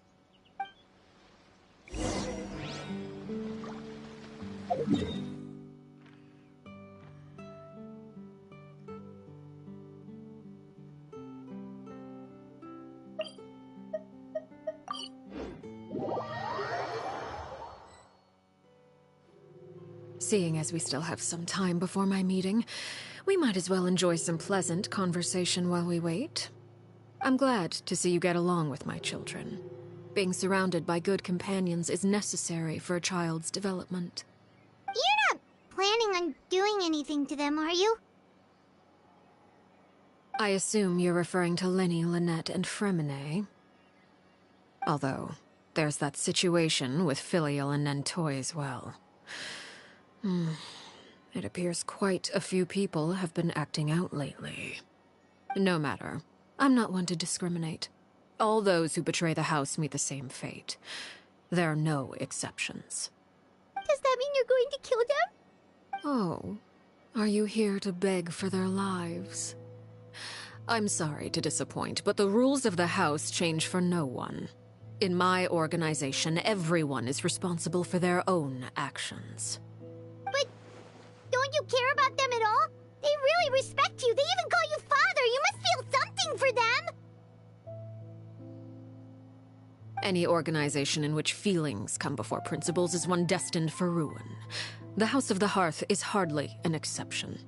you could say our principles are more stringent than most. Perhaps I can offer you this consolation at least. As our guests, you two will not be held accountable along with them. I would imagine Linny, Lynette, and Fremine will be able to keep their lives. As for Filial, Nantoy, and the others, I'm afraid there's little I can do. They can try to escape, but once you know our secrets, there's no getting out alive. But that's awful. Ah, you seem concerned. Out of consideration for my guests, I suppose I could turn a blind eye for a little longer. If Linny and the others manage to dispose of Claire V in the meantime, all evidence of their wrongdoing will be lost. In that case, I could hardly punish them for something I couldn't prove. If their efforts are unsuccessful, on the other hand, all will be held accountable. And the punishment will be severe. Of course. Oh, and here, I believe this belongs to you. Do try and keep better track of it next time. It takes a considerable amount of time to train a bird like this. It would be such a pity if you were to lose it. Permanently. Wait, where did you get that? Well, I'm afraid that's all the time we have to chat. Now, for the matter at hand. I asked you to meet me here because I have business at the Palais Mermonia. It has nothing to do with you, but I think it would be prudent for you to stick by my side for the time being. There will always be time later to run off and tell Linny what you've learned. Well, time to go. Looks like we wrapped things up just in time.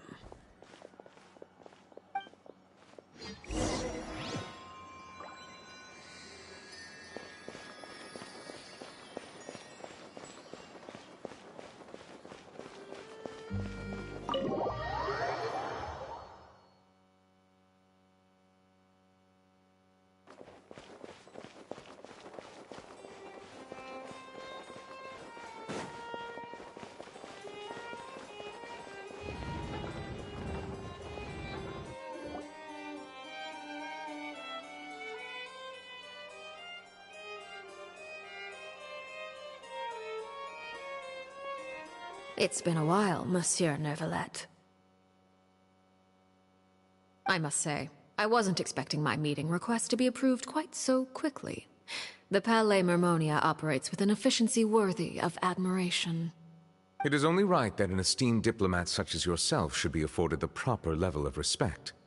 Although, if I may speak plainly, I must confess that I did not anticipate we would have the occasion to meet again after presenting you with the Gnosis. I see you've brought the Traveler and Paimon with you as well. If I may inquire as to the purpose of your visit. I'll be departing Fontaine shortly. There is, however, an outstanding matter that I would like to see resolved before I go. It requires a rather lengthy explanation, I'm afraid. So I took the liberty of explaining everything in this proposal. Please review it at your leisure, Monsieur Neuvillette.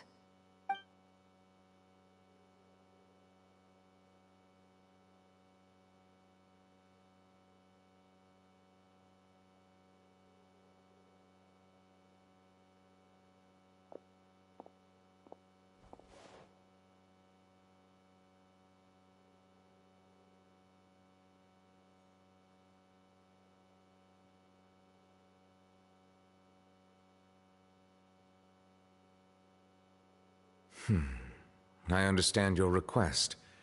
However, at the risk of causing offense, I must admit that I fail to see why you would wish for such a thing.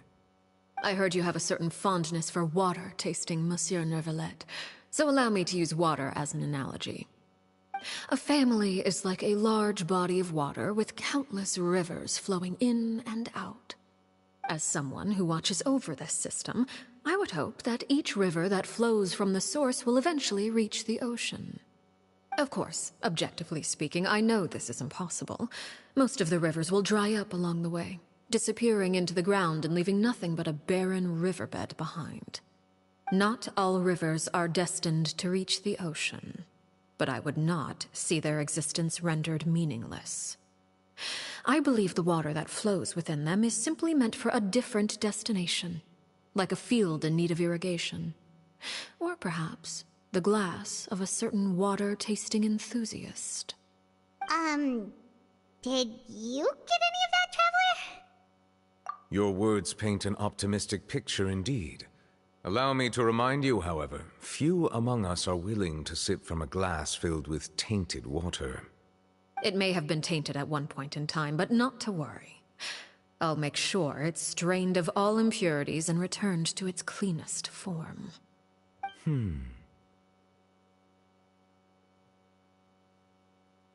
I seem to recall there being a transactional aspect to your proposal. Perhaps you could expound on that? If you accept my proposal, Monsieur Neuvillette, I will gradually withdraw my forces from Fontaine. And, unless absolutely necessary, I will no longer carry out any special missions within Fontaine. I presume I can take your words to mean that, in the future, cases similar to the Tartuffe assassination will cease to cross my desk? Tartuffe? Ah, that thief who embezzled funds from all those charities, you mean? My deepest condolences to his family, but without any evidence, I cannot imagine how the House of the Hearth might have been involved in his passing.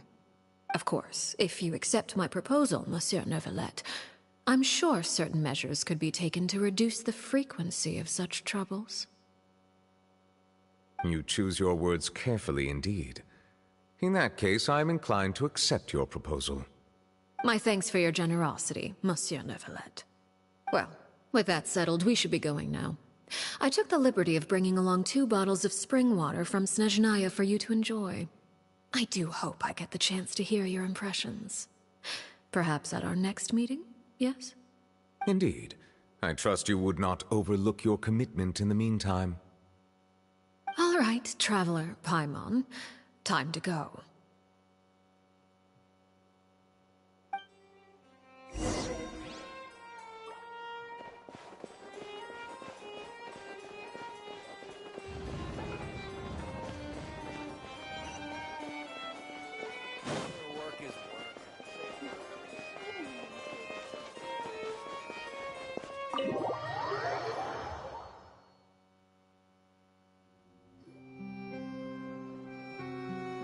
So, what exactly were you talking about back there? Paimon only heard you mention some rivers, a large body of water, and then some kind of irrigation scheme. You really want to know? I would imagine there might be more pressing concerns at the moment. Lenny, Paimon really hopes everything's going okay. Oh, Paimon recognizes that look. You've got your thinking cap on, don't you, Traveler?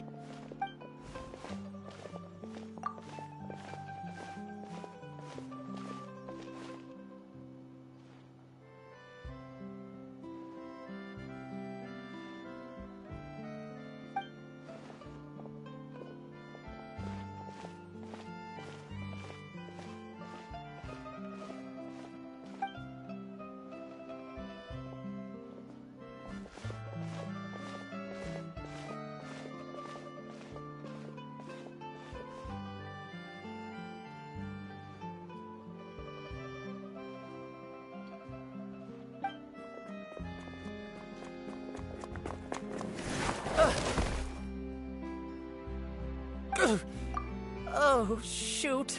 Are you all right? Oh, jeez. I'm so sorry. I was so focused on selling these papers, I wasn't looking where I was going.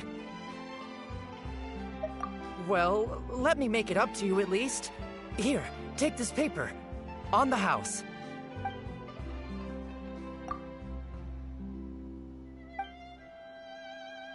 Oh, you don't have to give us anything. Please, I want to. It's not like I'm short on supply. All the extras will be useless come tomorrow anyway. It's my fault, really. I was just trying to bring home some extra mora for the family, but I bit off more than I can chew. I haven't had many takers today, so I'm still swimming in papers. What's going on here? Nothing much. I just ran into your friend here on accident. I should probably get going, actually, so... Hold on. Of course, I'm happy to compensate you with Mora, it's just... I don't have any on me at the moment. I'll take 3 papers. Here. Your payment. Oh! Thank you for your patronage. May the Archons bless you with good fortune. If only I had the chance to run into such generous customers every day. I should probably just take on a smaller inventory though, right? I'm getting married soon, so sometimes it's hard to not get ahead of myself. Anyway, I should head out. Goodbye! Well, now that my affairs are settled, we should take the boat back to Poisson. We've even acquired some light reading to enjoy along the way. Actually, why don't we stick around for a little longer? Paimon just realized how hungry she is. She can't head back to Poisson on an empty stomach.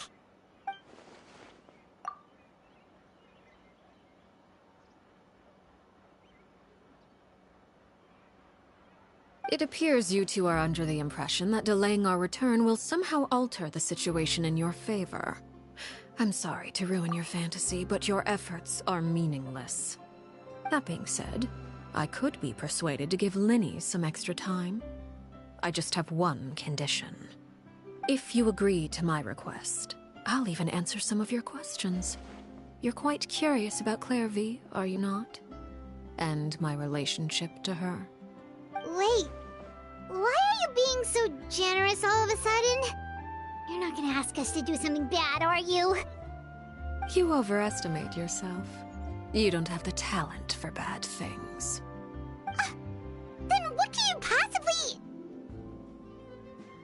The most important consideration in a negotiation is that both sides receive something they want. Demands and threats only get you so far. Wonderful. Here it is. When the time comes, make the choice that you deem most appropriate in the situation, and lend your help to the House of the Hearth. Okay, sounds normal enough. But what do you mean, when the time comes? When is that supposed to be? That is for you to decide. Then we have a deal. Follow me.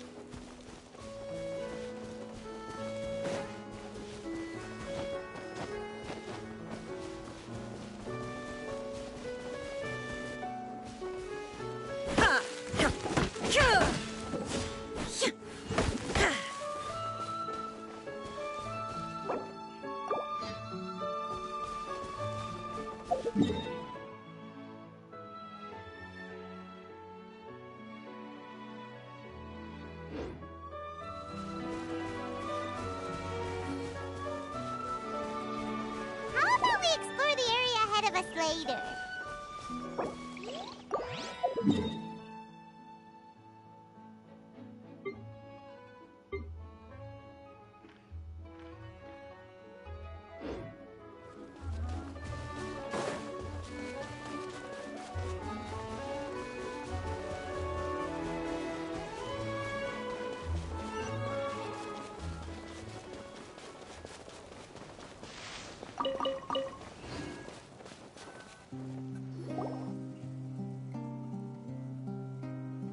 What is this place? Somewhere long forgotten by everyone. It used to be a grand building. Now it's nothing more than a pile of rubble. No one comes here anymore, nor does anyone care about what once happened here.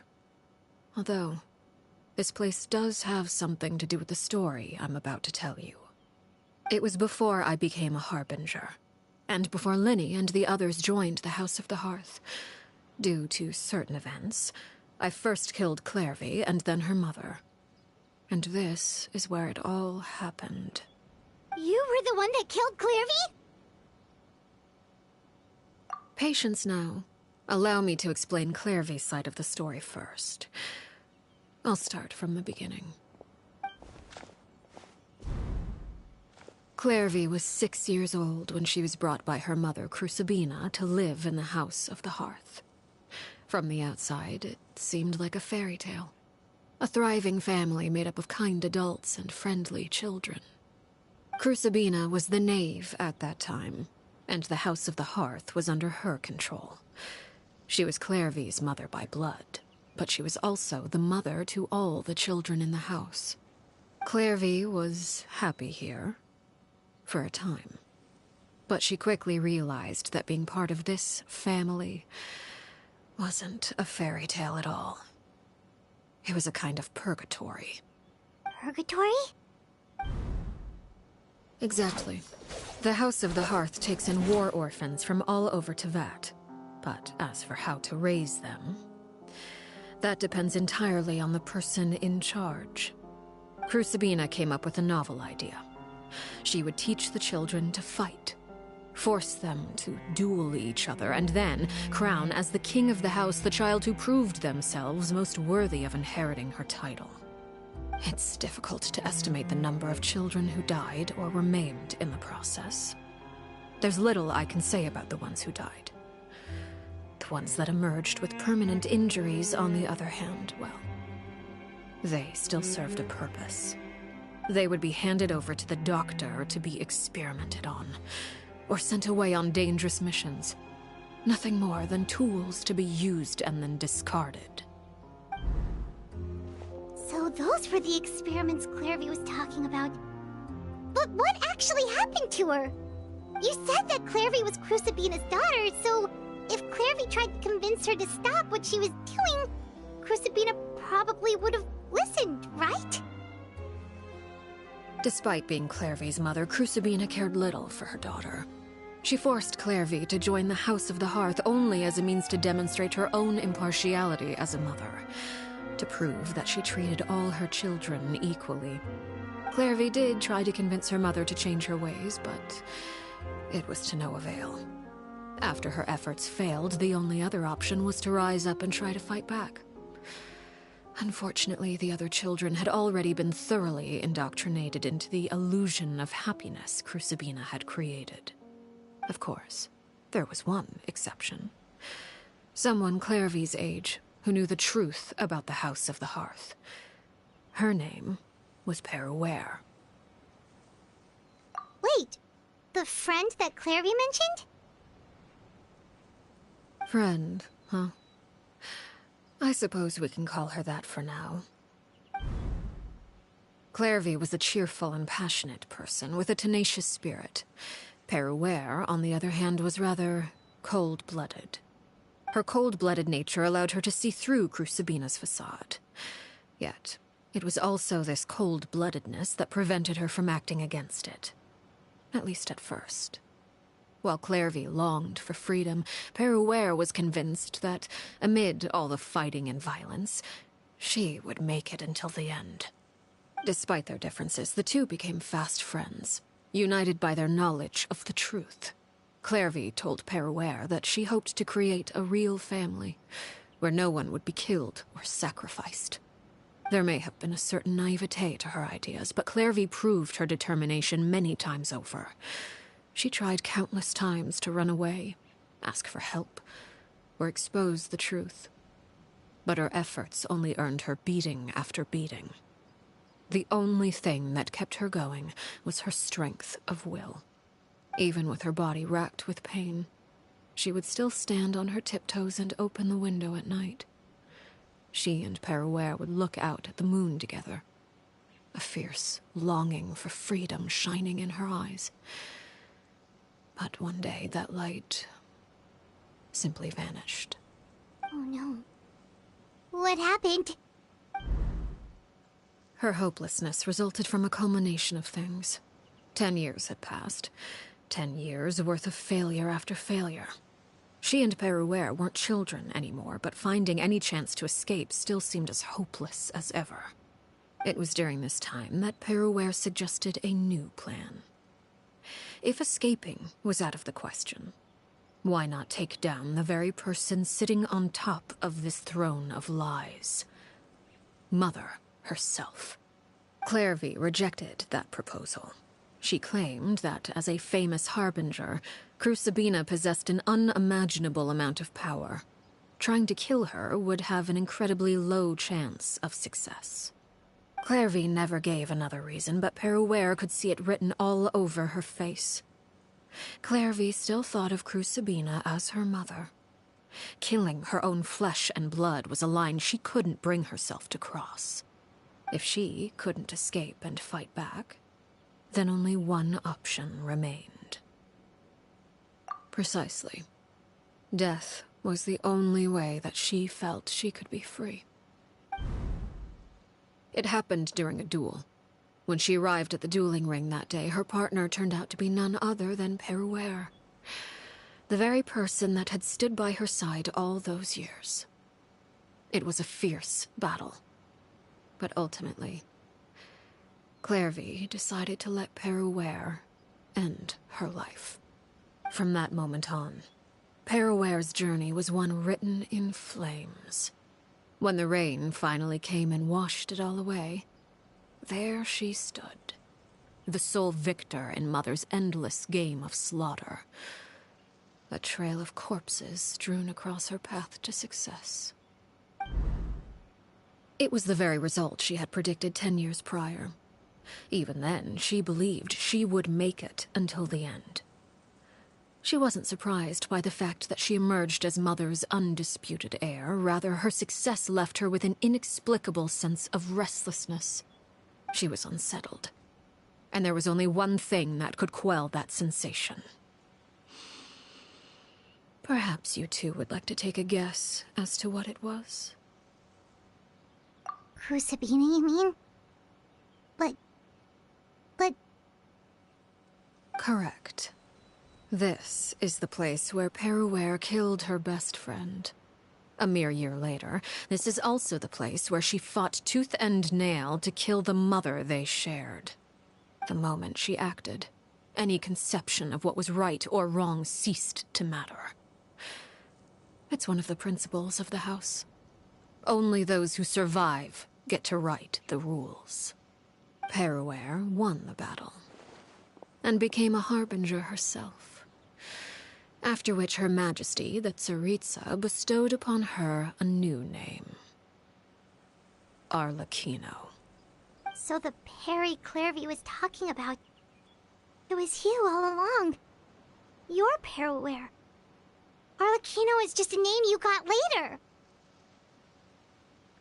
I left that name behind long ago. I must say, hearing it now does bring back memories.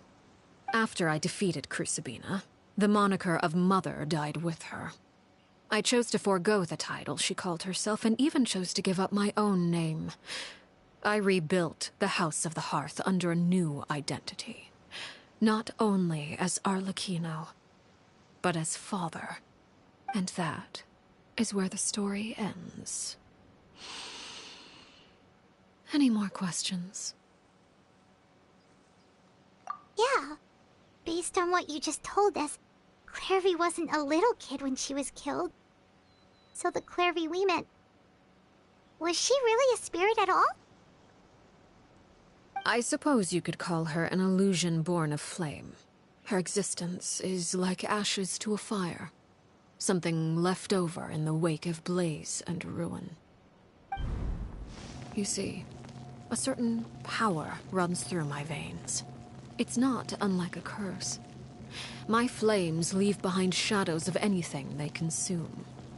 Of course, the chances of those shadows morphing into a sentient entity are exceedingly slim. Clairvy is a very special case. Clairvy died when she was 16 years old. But what emerged from the flames was her 6-year-old self. Her appearance wasn't the only thing affected.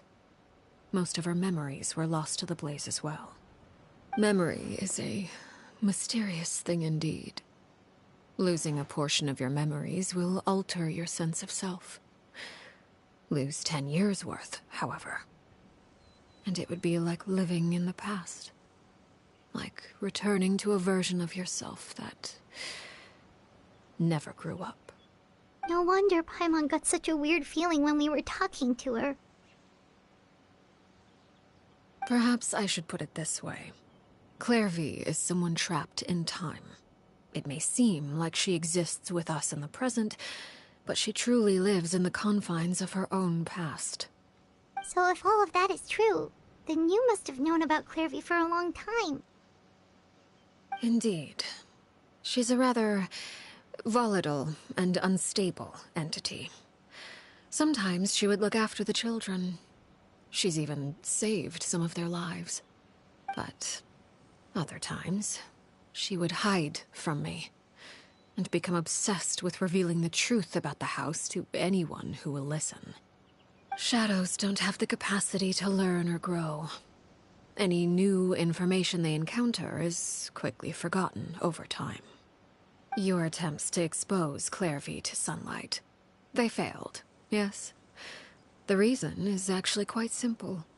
In Clairvy's mind, the house is impossible to escape, and it is this very perception that traps her there. But no matter. All I have to do is kill her again, and all will be resolved. I don't anticipate so much as a single speck of ash will be left behind this time. Wait! Paimon can understand why you might want her gone, but isn't there another way? So what if she's trapped in her 6-year-old self? She's still your friend! At least talk to her first! It's too late for that. She broke the rules, and now she must be punished. That goes for Filial and Nantoy as well. She's had quite the effect on them. I hope you understand. The difference between Crucibina and myself lies in our formulation of the rules, not our policy for enforcing them. Upholding the rules without question is a trait we both share, because that is how a household should be run. Is this really what you want to do? Whatever could you mean? Don't you want to say a proper goodbye at least?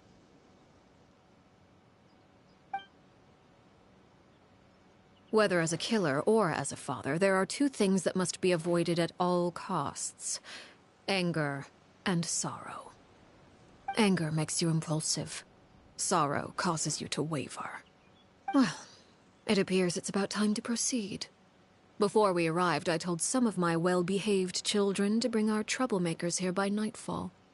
I do believe I've kept my end of the deal. I gave your friends quite a bit more time. As for what happens now, we'll just have to wait and see.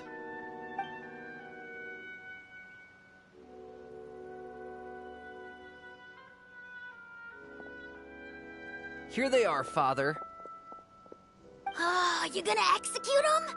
Seeing something like that would actually be a first for me. Lenny! I'm sorry. I heard about how you helped buy us more time. But I still failed. I couldn't find a way to fulfill her wish. Huh? Are you... Perry? Indeed, it's been a while, Clairvy. Perry! Shh, stay right there. I'm sorry to postpone our reunion, but first I believe certain scores need settling.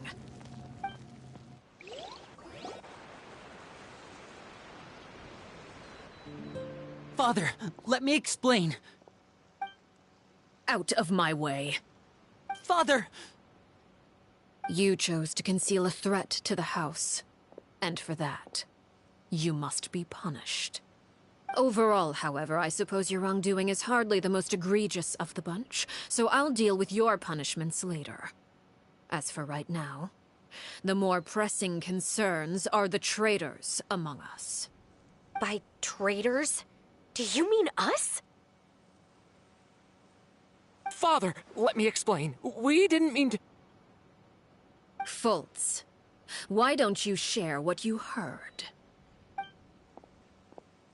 Yes, Father. Secret Midnight Meeting number 3. Participants, Filial, Nantoi, Sato, Toddy. Nantoi clearly said, if only Father wasn't the one who took us in. Sato added, I'm sick of this life. I just want to live as a normal person. Filial was the worst of them all. She called us crazies and said a bunch of mean things about Father. I did not! You're lying! Fultz is trying to frame us. It's not like I'm the only one who heard those things.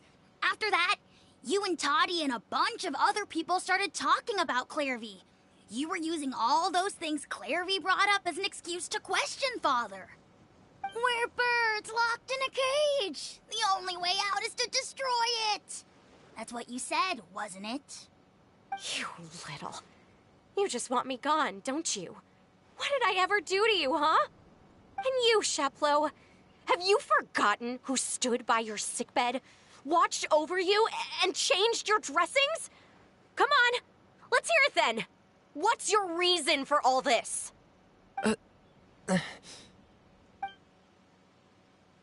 You're wrong, Filial. We don't want you to die. You're our family. Liar. You wouldn't be doing this if that were the case. So why? Why have you backed us into a corner? We all live in the House of the Hearth. You know the type of work we do, Filial. A single betrayal can cost dozens of us our lives. It's not like it's never happened before. That kind of thing is hard to forget. That's why the House of the Hearth cannot tolerate any form of betrayal. Ever since we came to Poisson, you've had 7 secret meetings. A lot of the things you talked about really crossed the line. You've been spying on us for half a month? Wait a second.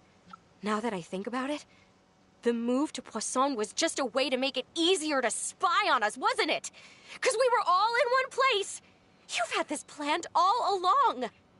Filial, Nantoi, I'm sorry. I owe you both my life. I owe Clairvy too. If it weren't for all your help after I got poisoned, I wouldn't be standing here today. If this were any other situation, I would do anything to repay that kindness, even if it cost me my life. But rules are rules. I'm sorry. My hands are tied. Why? Why? That's enough, Filial. We made a mistake, and we should own up to it. We broke the rules, plain and simple. And now we have to face the consequences. I'm sorry, Sheplo. Fultz. I'm sorry, Father. We accept our punishment. Chapleau, according to the rules of the House of the Hearth, how should these traitors be punished? All those who betray the house pay with their lives. And so it shall be.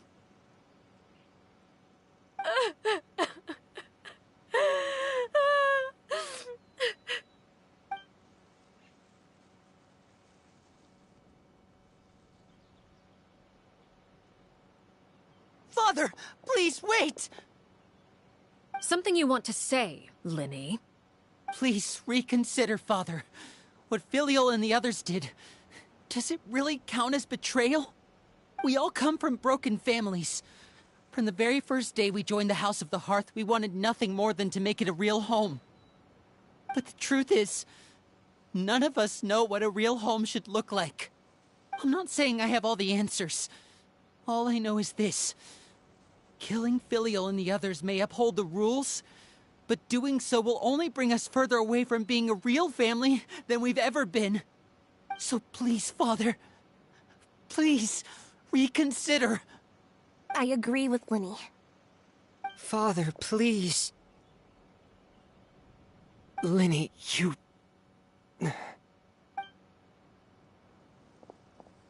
I also agree with Linny.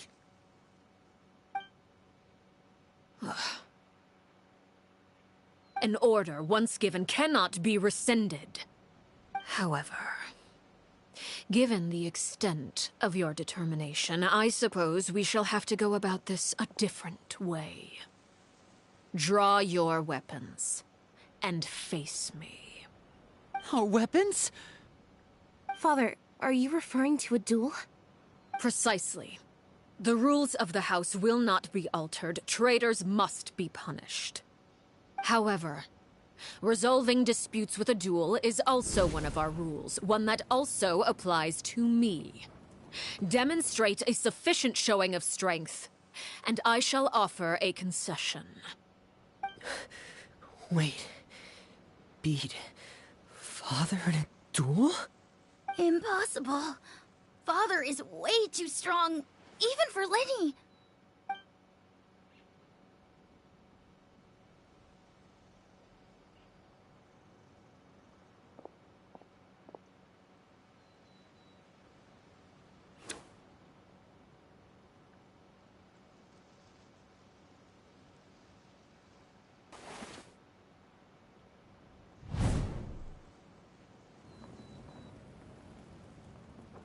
Did you hear that, Traveler? Lenny and the others have to duel the knave. What should we do? Can they really win something like that? If they lose, those people from the house are really gonna be executed. Hey, are you listening?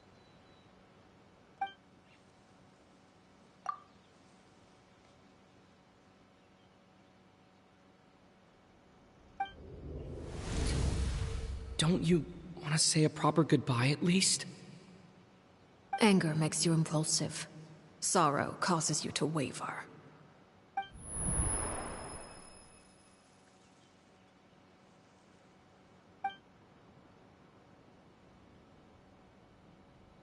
Oh. Looking at that expression on her face, she seems really serious about this. Guess that means there's no chance she's throwing the duel on purpose, huh?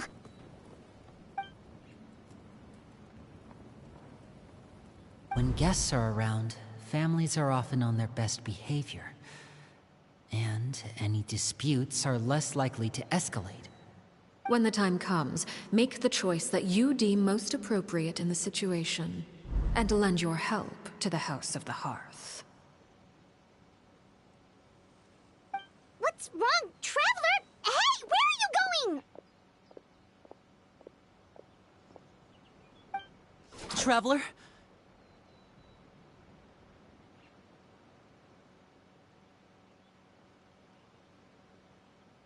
You're asking to join the duel against the knave? I'll allow it. We do have a ready-made dueling ring at our disposal, after all. All I would advise is this. Keep a firm grasp on your weapon, and give it your all. Any less, and you may just lose your life.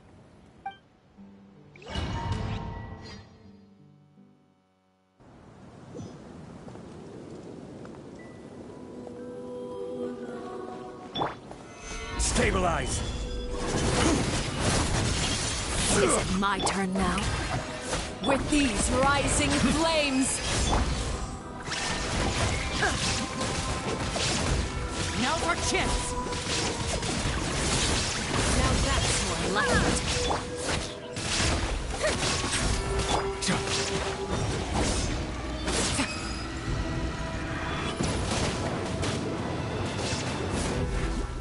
With the fall of darkness, destruction shall rise. Have a taste of purgatory.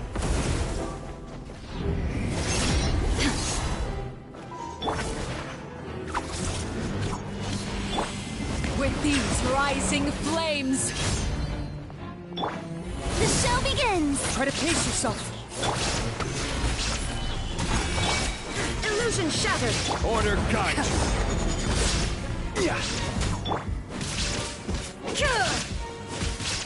is it my turn now?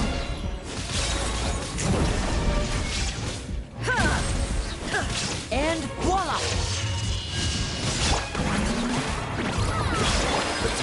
Not bad. You've proven to be a worthy opponent after all.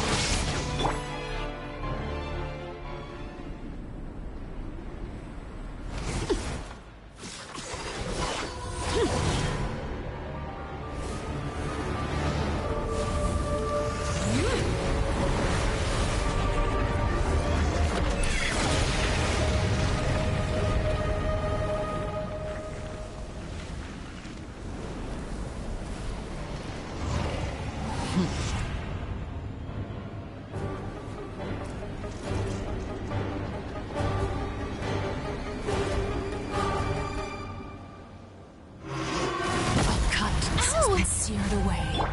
My blade is all that remains. May I present? Watch out for Father's movement! Look out!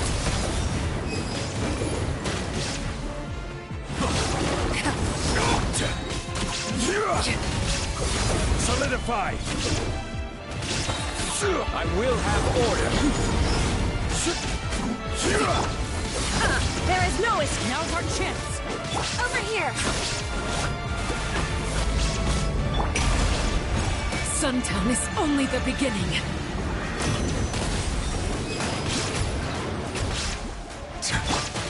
Stabilize!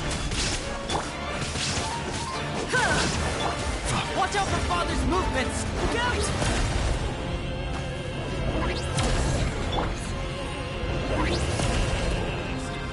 Gather!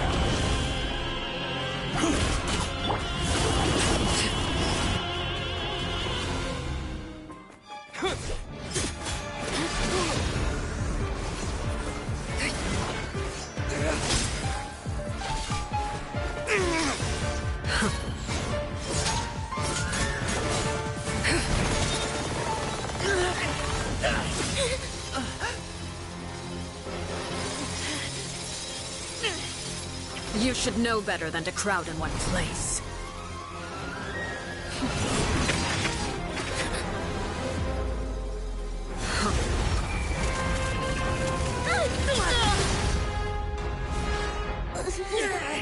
Oh, I know.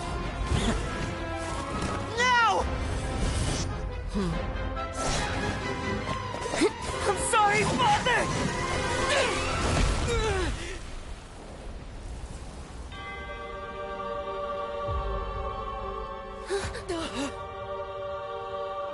Sorry for what? This pitiful excuse for an attack.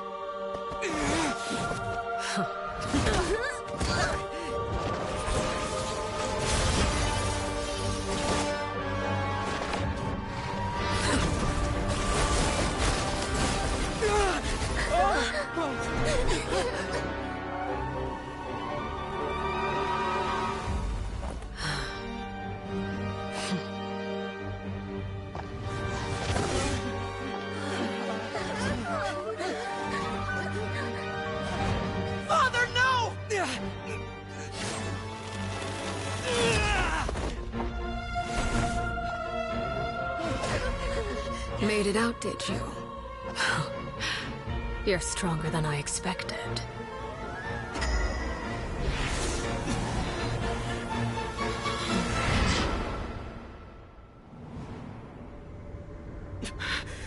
A crimson moon? I can't move.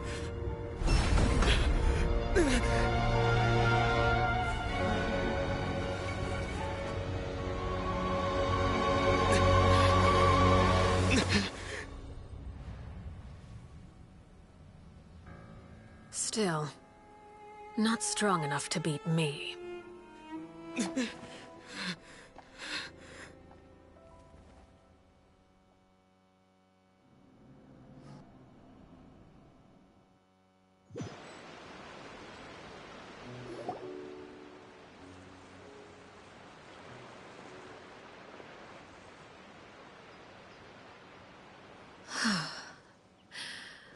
I believe we can end things here.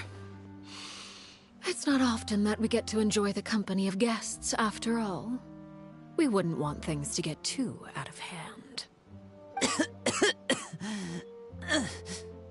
Brother, are you all right? Lenny, given that I am the victor of this duel. As agreed, the punishment stands. No! I never thought things would end like this.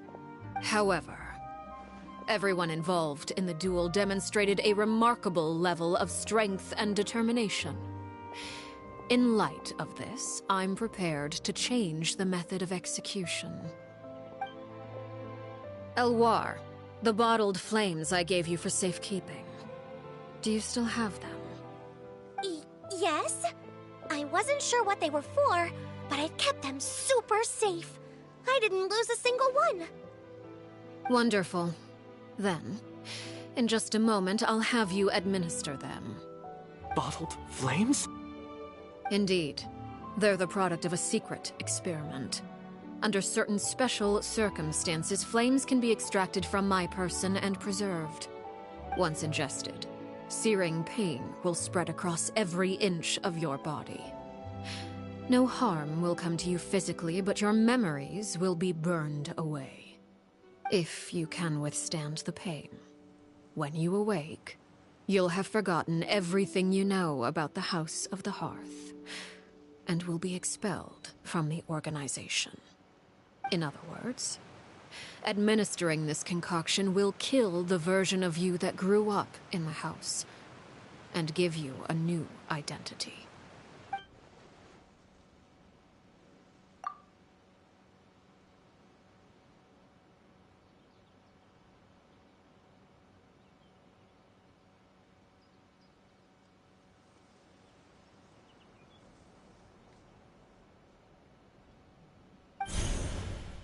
Memory is a mysterious thing indeed.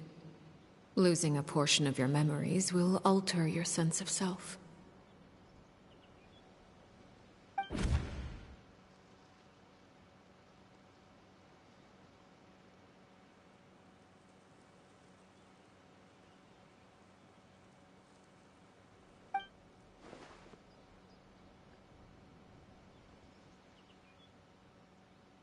So, you're just letting us go, Father?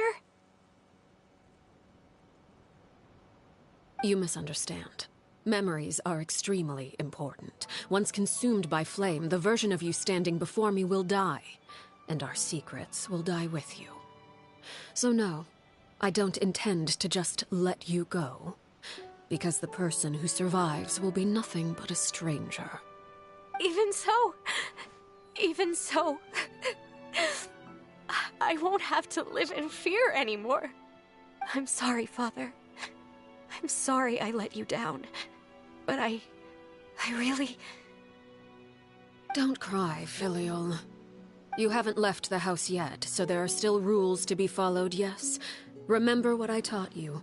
Anger makes you impulsive, sorrow causes you to waver. Don't let yourself be controlled by your emotions. Of course. I'll remember. Dry your tears, and go pursue the life you really want. Yes, Father.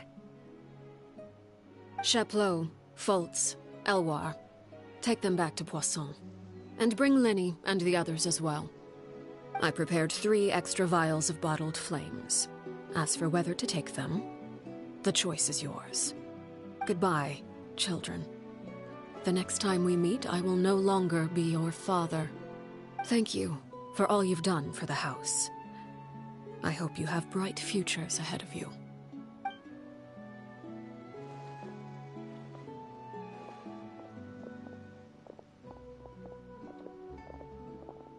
Father...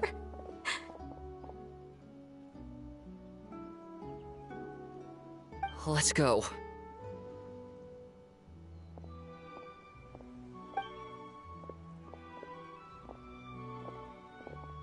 Here, grab my arm, Linny. I'll help you walk back. Thank you.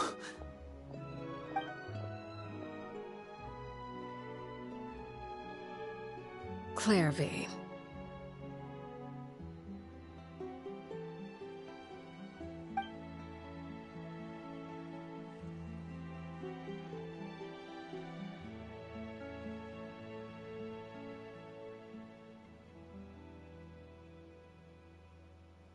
Can we talk now? I've been waiting for a super long time. You really are Perry, aren't you? I haven't seen you in so long. How come you're all grown up? Wait, did I somehow travel to the future on accident? Or am I dreaming? What a long dream. Neither. You died, Clairvy. That's what happened. You could have at least sugarcoated it a little. Look, she's done speechless.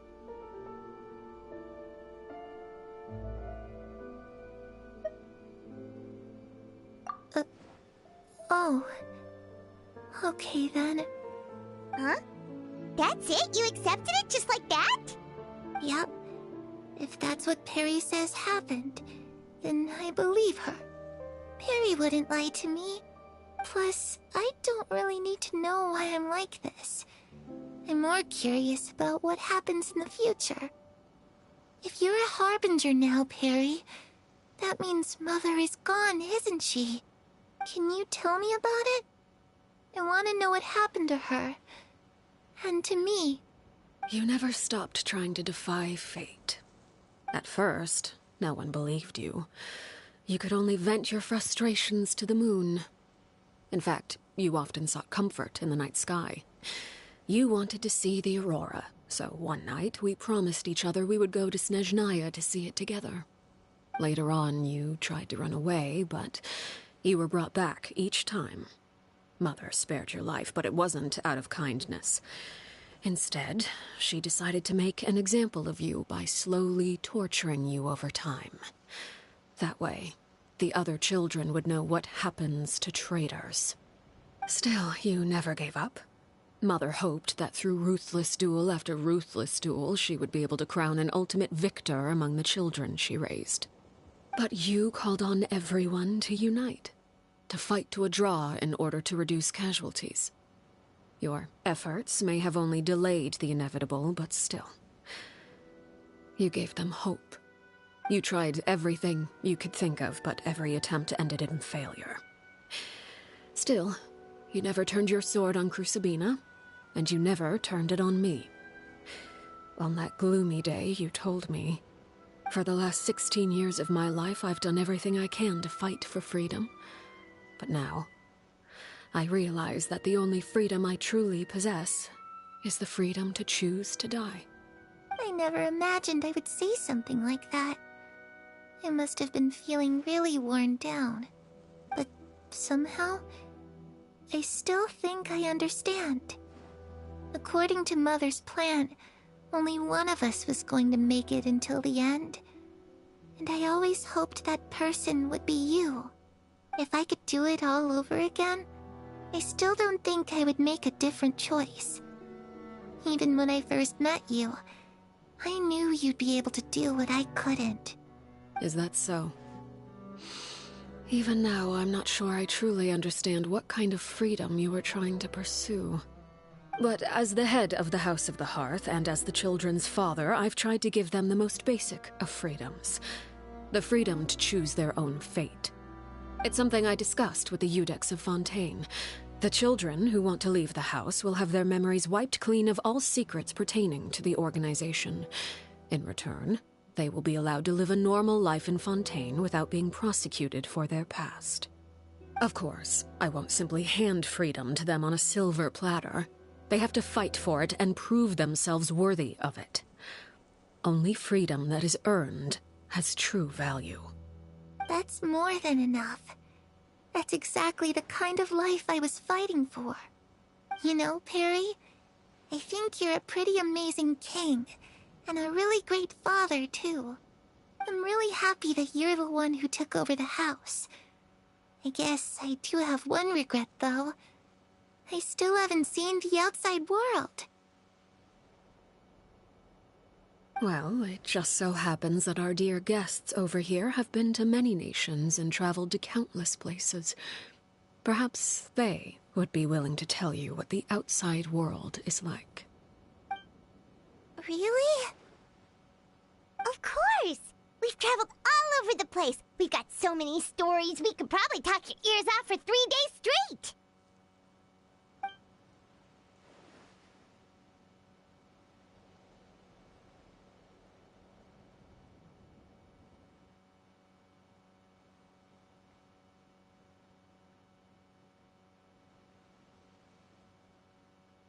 You know, I used to dream of being a bard.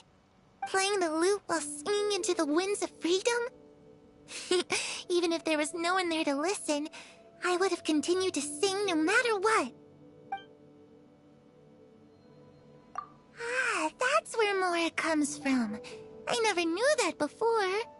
If I had some Mora, I would buy 3 new dresses. One for me, one for Perry, and one for Mother. It's just too bad Perry doesn't like wearing dresses.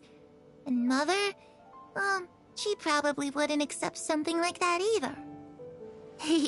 I guess I'd just have to keep them all for me then. I could wear a different one every day.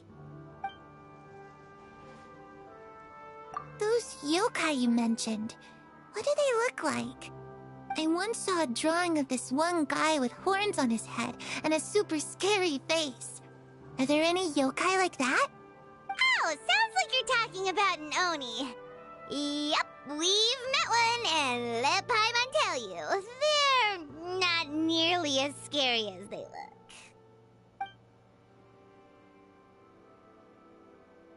I was always too afraid to skip Mother's fighting lessons.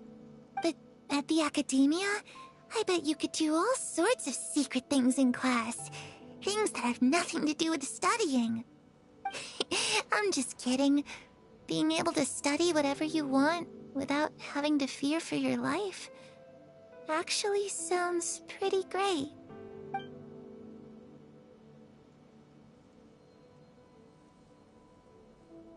The situation was super dangerous. Lenny and Lynette were accused of committing a crime, and they were going to have to stand trial at the Opera Epicles.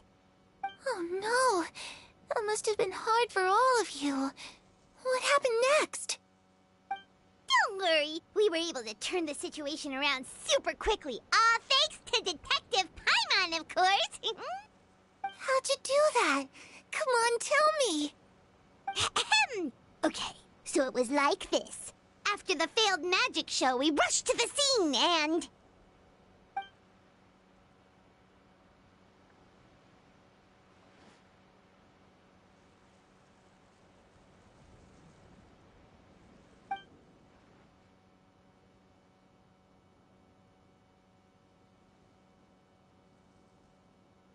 Shadows don't have the capacity to learn or grow. Any new information they encounter is quickly forgotten over time.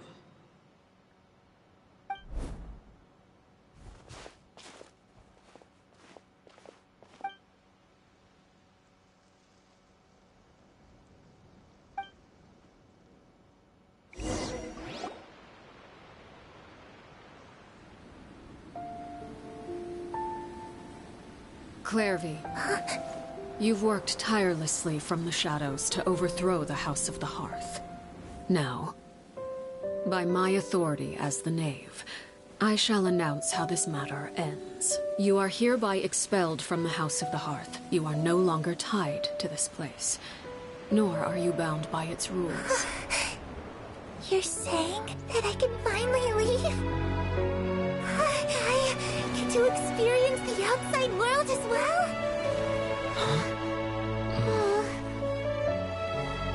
Oh, I almost forgot. There's no getting older for me. Still, seeing who you grew up to be makes me really happy, Paraware. Take care of yourself. Goodbye. May we meet again someday.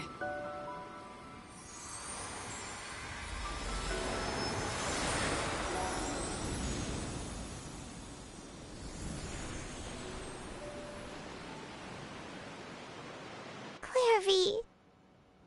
She left so soon. Paimon didn't even get to finish her story. I also have certain sentiments left unsaid.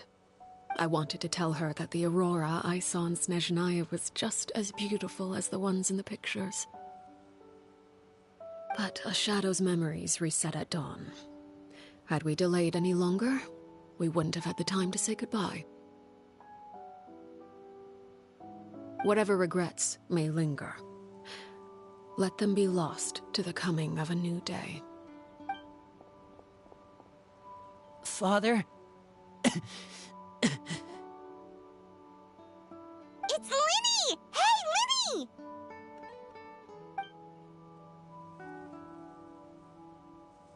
What is he doing back here? Let's go check it out.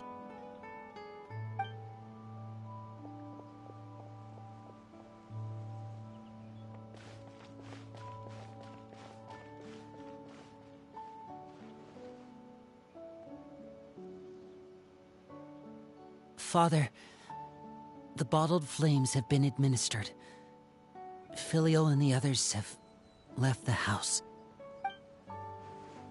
And you? What have you decided? Thank you for giving us that choice, Father. But we never wanted to leave the house. It's the only home we've ever known. Lynette and Fremine feel the same way. They're recuperating back at the Hotel Bouffe d'été. But I decided to come back and tell you where we stood. I'm sure you're well aware of the expectations I have for you. I want you to follow in my footsteps and become the next king of the house. Yet you seem to have different ideas. I must admit, I'm rather surprised by your decision to stay. There's nothing wrong with choosing to live a quiet life. Leading this organization is a heavy responsibility, one not so easily carried by someone forced onto the throne. I just never understood what you saw in me. What made you believe I was deserving of that throne? You're brave, talented, and, most importantly, you cherish your family. You would do anything to protect them, even if it costs you your life.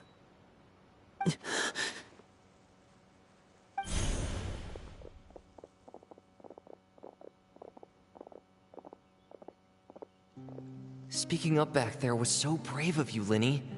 It's all thanks to you that we were able to convince Father to back down. You're a hero, Linny. Hero? Father is the real hero. Had Father gone all out during the duel, there's no way I would have walked away with my life. She must have had it all planned from the beginning, from the very moment she suggested a duel. I'm not deserving of that title. I'm not strong enough, or smart enough. You're wrong. In my opinion, all you need to be deserving of the throne is conviction and the necessary strength to act on it. We may have different ideas of what it means to be a family, but you can hardly be said to lack conviction. What you truly lack is strength. For someone of your talent, though, that's something that will come with time. Even without that strength, you still chose to face me in a duel, even though the odds were stacked against you. That capacity to honor your convictions is what I truly see in you. Father. No one knows what the future holds, what tragedy or triumph may be in store. Being at the head of this organization requires the strength of will to face whatever comes. Caution will only hold you back. If reaching a certain standard were required to go after what you want, I would never have succeeded in killing my predecessor. Back then, there was still a considerable gap between our abilities. Strength may decide the ultimate victor, but those who let a lack of strength dictate their decisions or undermine their convictions will never be worthy of the throne. I understand, Father. Thank you. Children must grow up to surpass their parents. Only then can a family continue to flourish. The road ahead is not an easy one, so I'll ask you one last time. Are you certain you want to stay? You've done so much for me, Father, and that kindness must be repaid. Plus, with Project Stuja at hand, there are many dangers ahead, and I, for one, don't intend to back down. Protecting my family at all costs. That's my conviction. Then you're welcome to stay. As for Project Stuja, you need not be too concerned. If those cowardly businessmen and heartless dignitaries try to take us down, I'm prepared to teach them a lesson. Having members who longed for the light was our organization's last weakness. With those members no longer among our ranks, the House of the Hearth is like a spider hiding in the shadows. We need only wait for our prey to come to us. At present, our imperative is to use their plan to our advantage. In doing so, a crimson moon shall rise amid the frigid blizzards of winter. No demonstration of loyalty shall go unrewarded, and no sacrifice shall be in vain. As for the two of you, whether we meet again as friend or foe, I'll remember the camaraderie we shared in this moment. No matter how arduous the journey ahead, I hope we both reach our desired destination.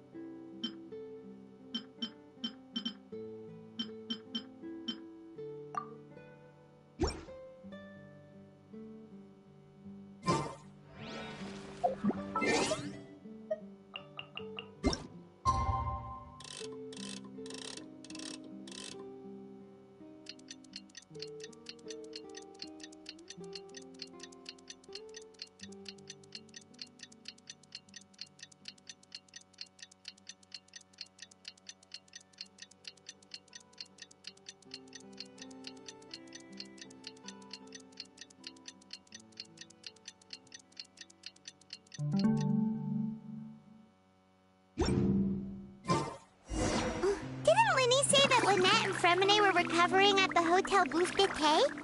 Oh, Paimon wonders how they're doing. Maybe we should go check on them.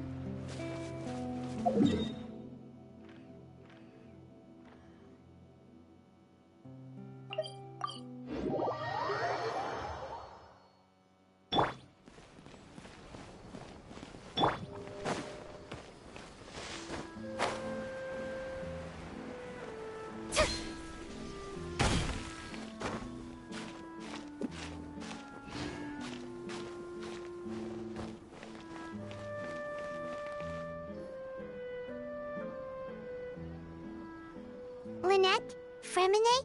How are you feeling? Much better. Whew, what a relief! What about you? Are you feeling all right?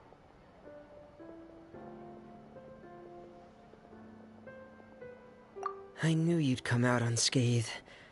Us, on the other hand, well, we've been bedridden for 2 days. I couldn't even turn over. Oh, and I wanted to ask, is Clairvy gone? Linny and the other members have left Poisson and returned to the House of the Hearth. According to him, there haven't been any more sightings of a spirit roaming the house.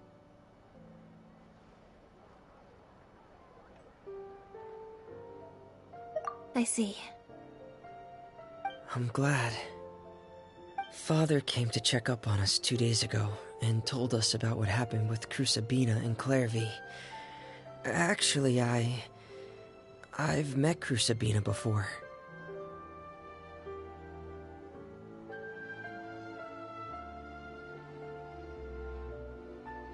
Wait, what? You've met the former knave? Crucibina died a year after Clairvy. It was during the year between their deaths that I joined the House of the Hearth. Crucibina had an extremely cruel and radical way of doing things. While she was alive, the atmosphere in the house was suffocating. When I joined, though, the experiment she valued so much had already come to an end, and all the people involved, dead and injured alike, were gone. Crucibina never talked about the past with us newcomers. A couple of months after I joined, Father killed Crucibina and burned all her files. With that, the names of all the people subjected to her experiments, Clairvy included, were lost to the flames, along with the painful memories they represented. Father took in Lenny and me a couple months after that, but she never mentioned anything about Crucibina or Clairvy. It really seems like something she was planning to keep to herself. The last time you talked to her, did she mention why she kept it a secret for so long? She said she didn't want us to be affected by the darkness of the past. She was worried we'd develop a false sense of gratitude towards her if we knew about it. The foundation of a family should be free of any corrupting influence. Whatever happened in the past, it has nothing to do with who we are now. And that's what Father told us in the end. But I still thanked her for everything. It was only after hearing about what Crucibina did that I finally realized how insignificant our lives could have been. The members of the house meant nothing to her.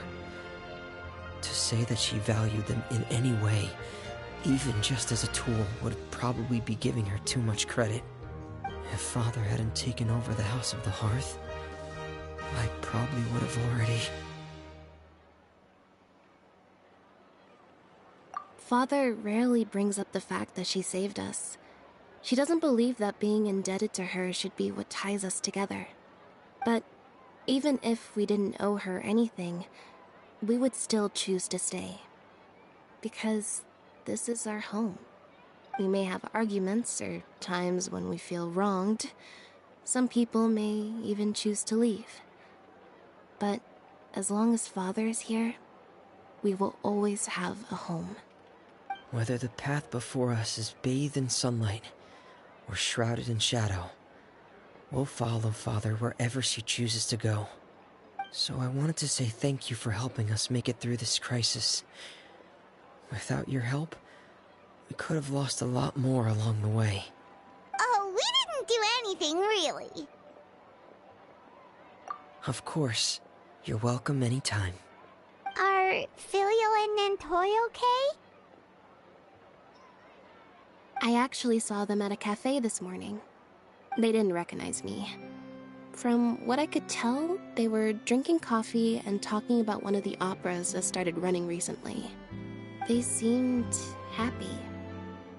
If I had to take a guess, I would say they finally found the kind of life they always wished for.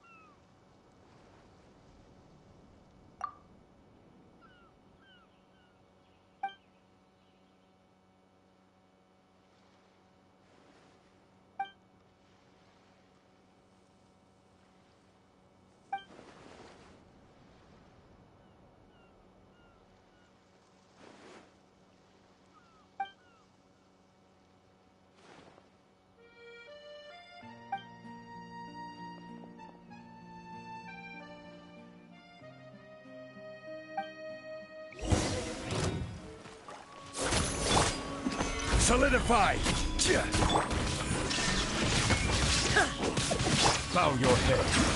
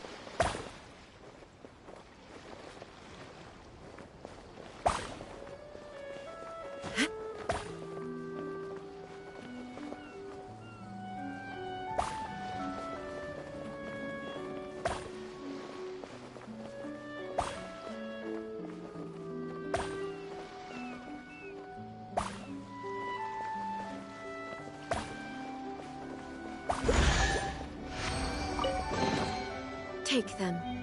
I have no need.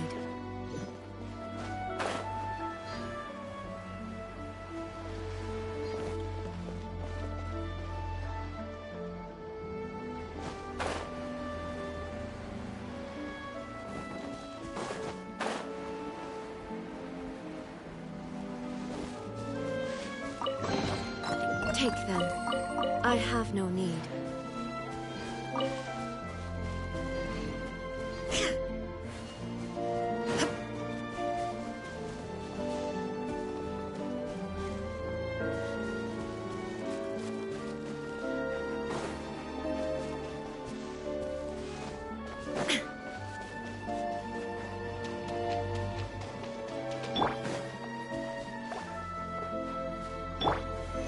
Stabilize! The show begins!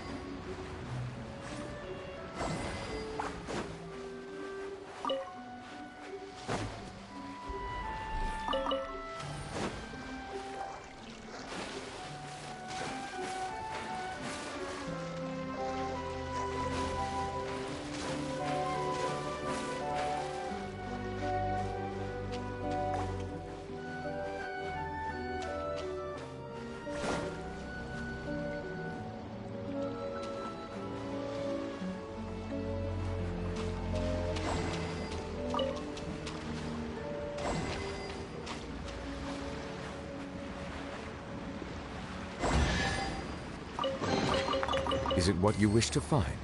Hopefully the excitement of opening a treasure chest has at least made it a worthwhile experience.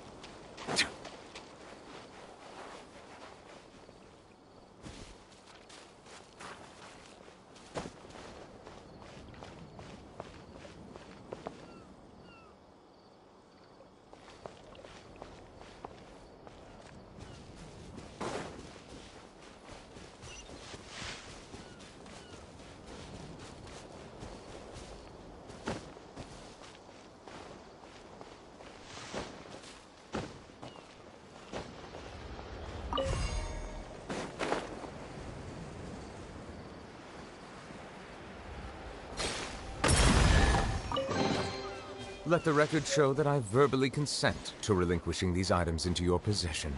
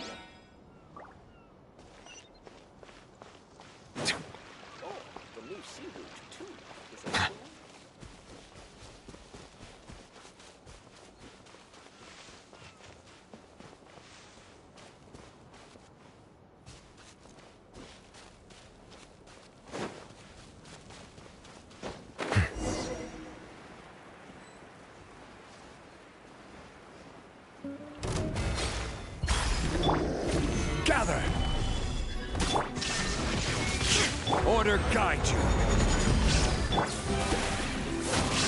Let my name echo in song! Torn to oblivion! Be sanctified.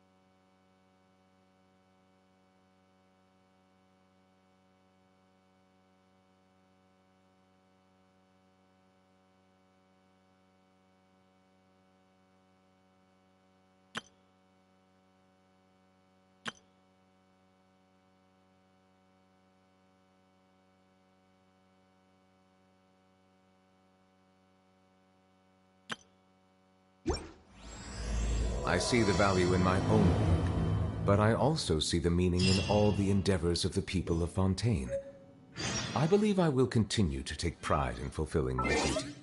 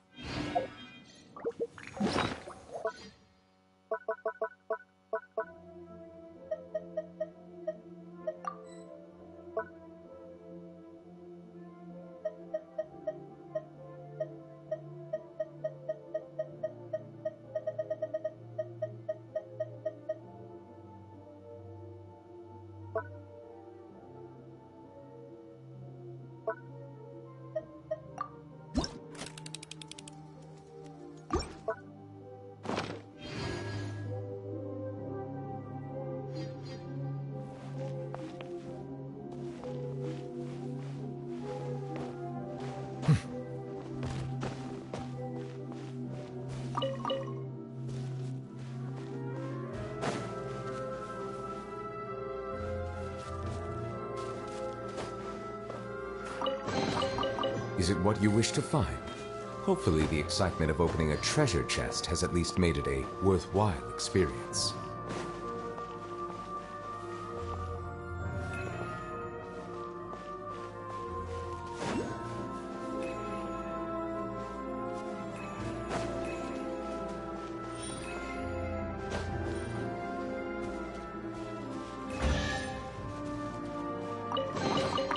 Is it what you wish to find? Hopefully the excitement of opening a treasure chest has at least made it a worthwhile experience.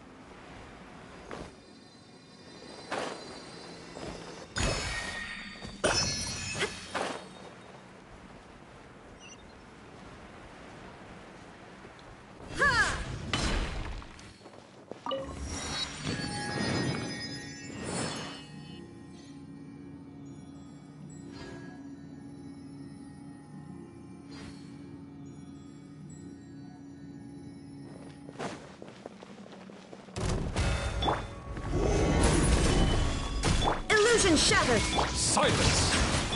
May I present!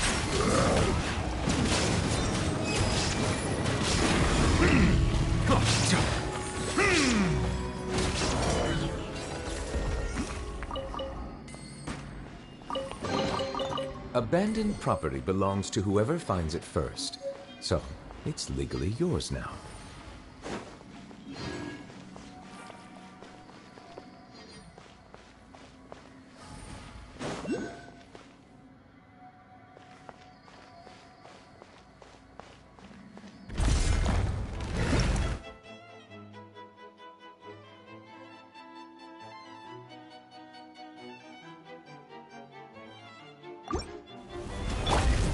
Stabilize!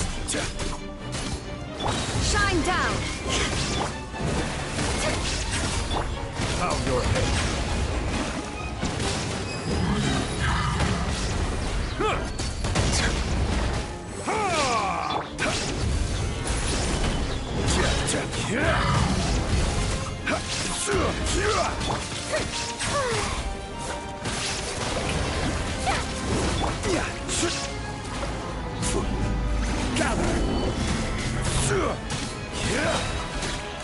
I will have order.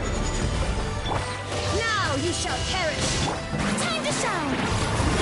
Let the mighty be humble. Settle down. There is no escape!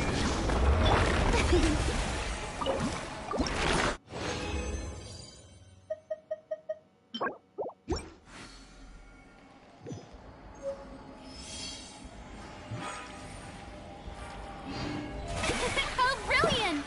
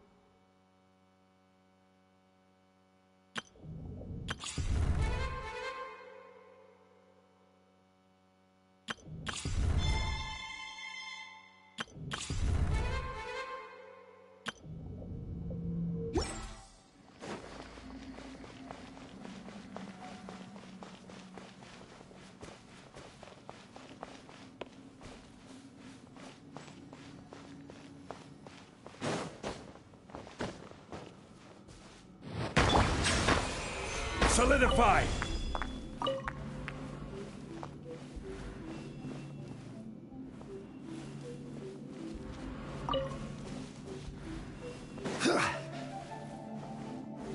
Rise!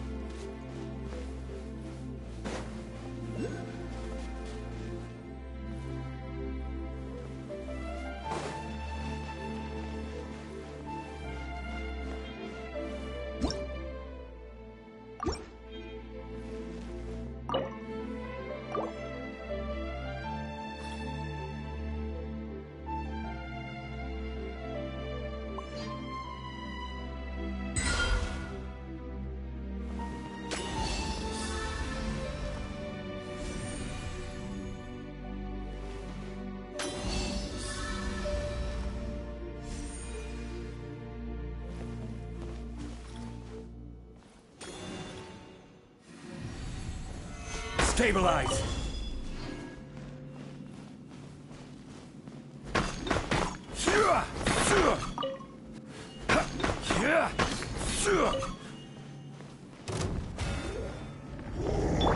Silence! May I present? An oversight on my part.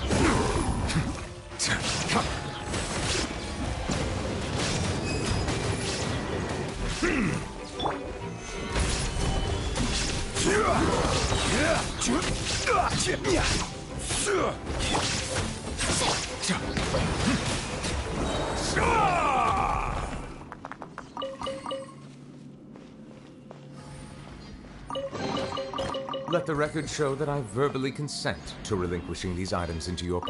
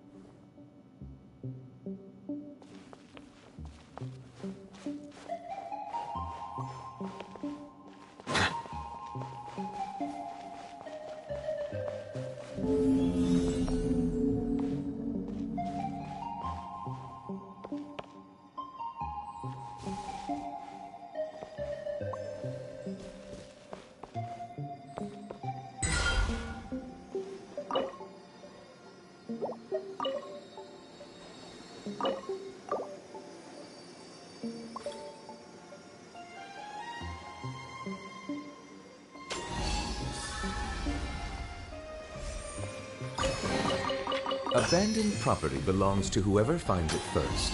So, it's legally yours now.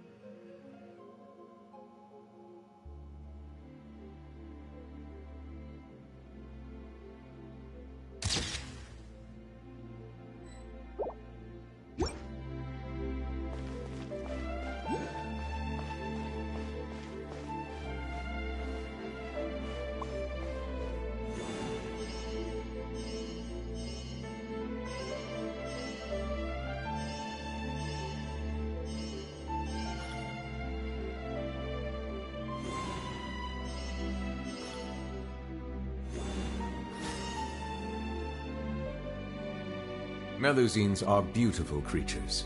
They are the pride of Fontaine.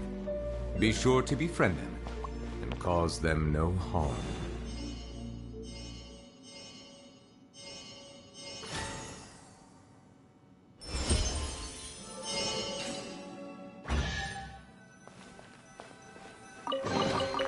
Let the record show that I verbally consent to relinquishing these items into your possession.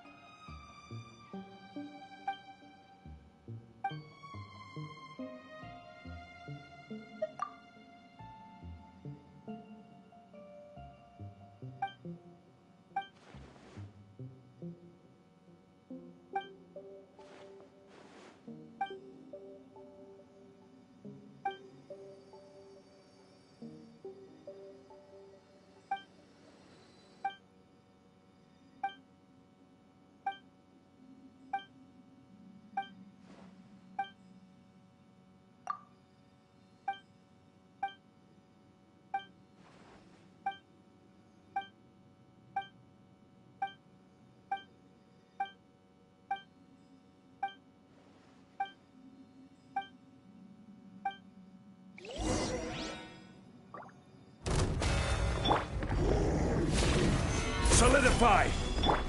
Illusion shattered!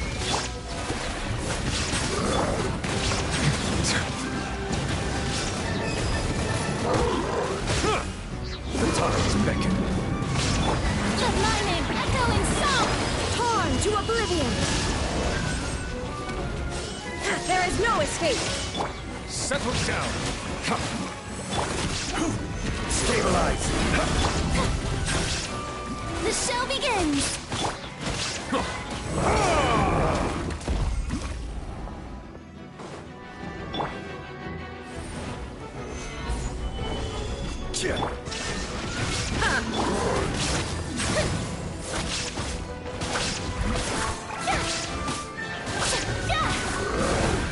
Silence! Let the mighty be humble! Now you shall perish! Illusion shattered!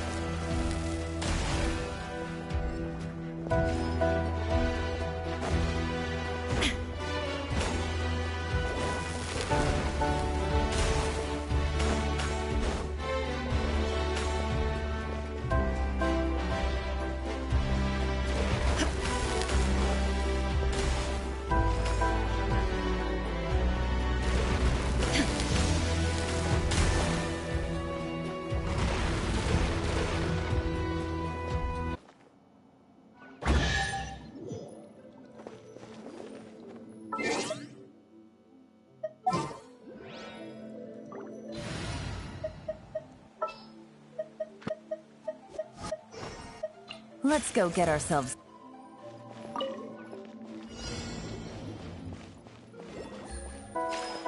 Take it easy.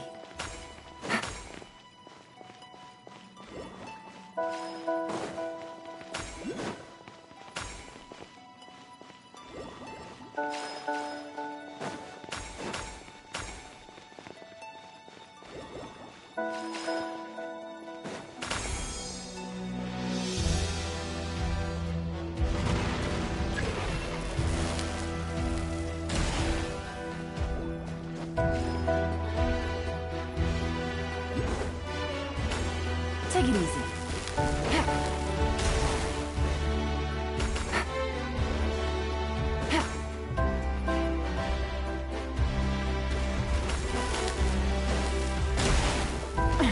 Gutsy.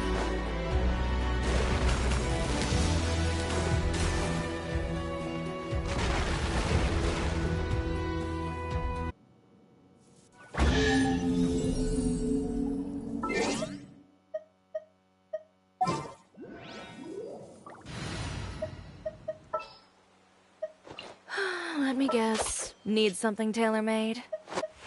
The campaign begins.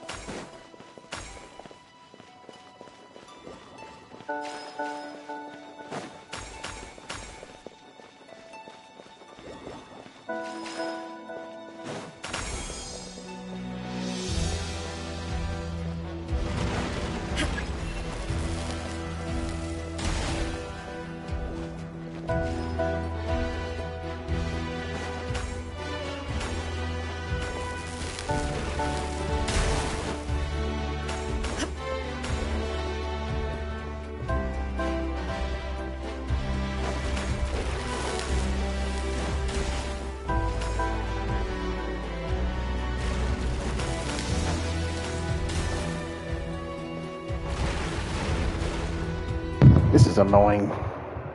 I'm always missing one more.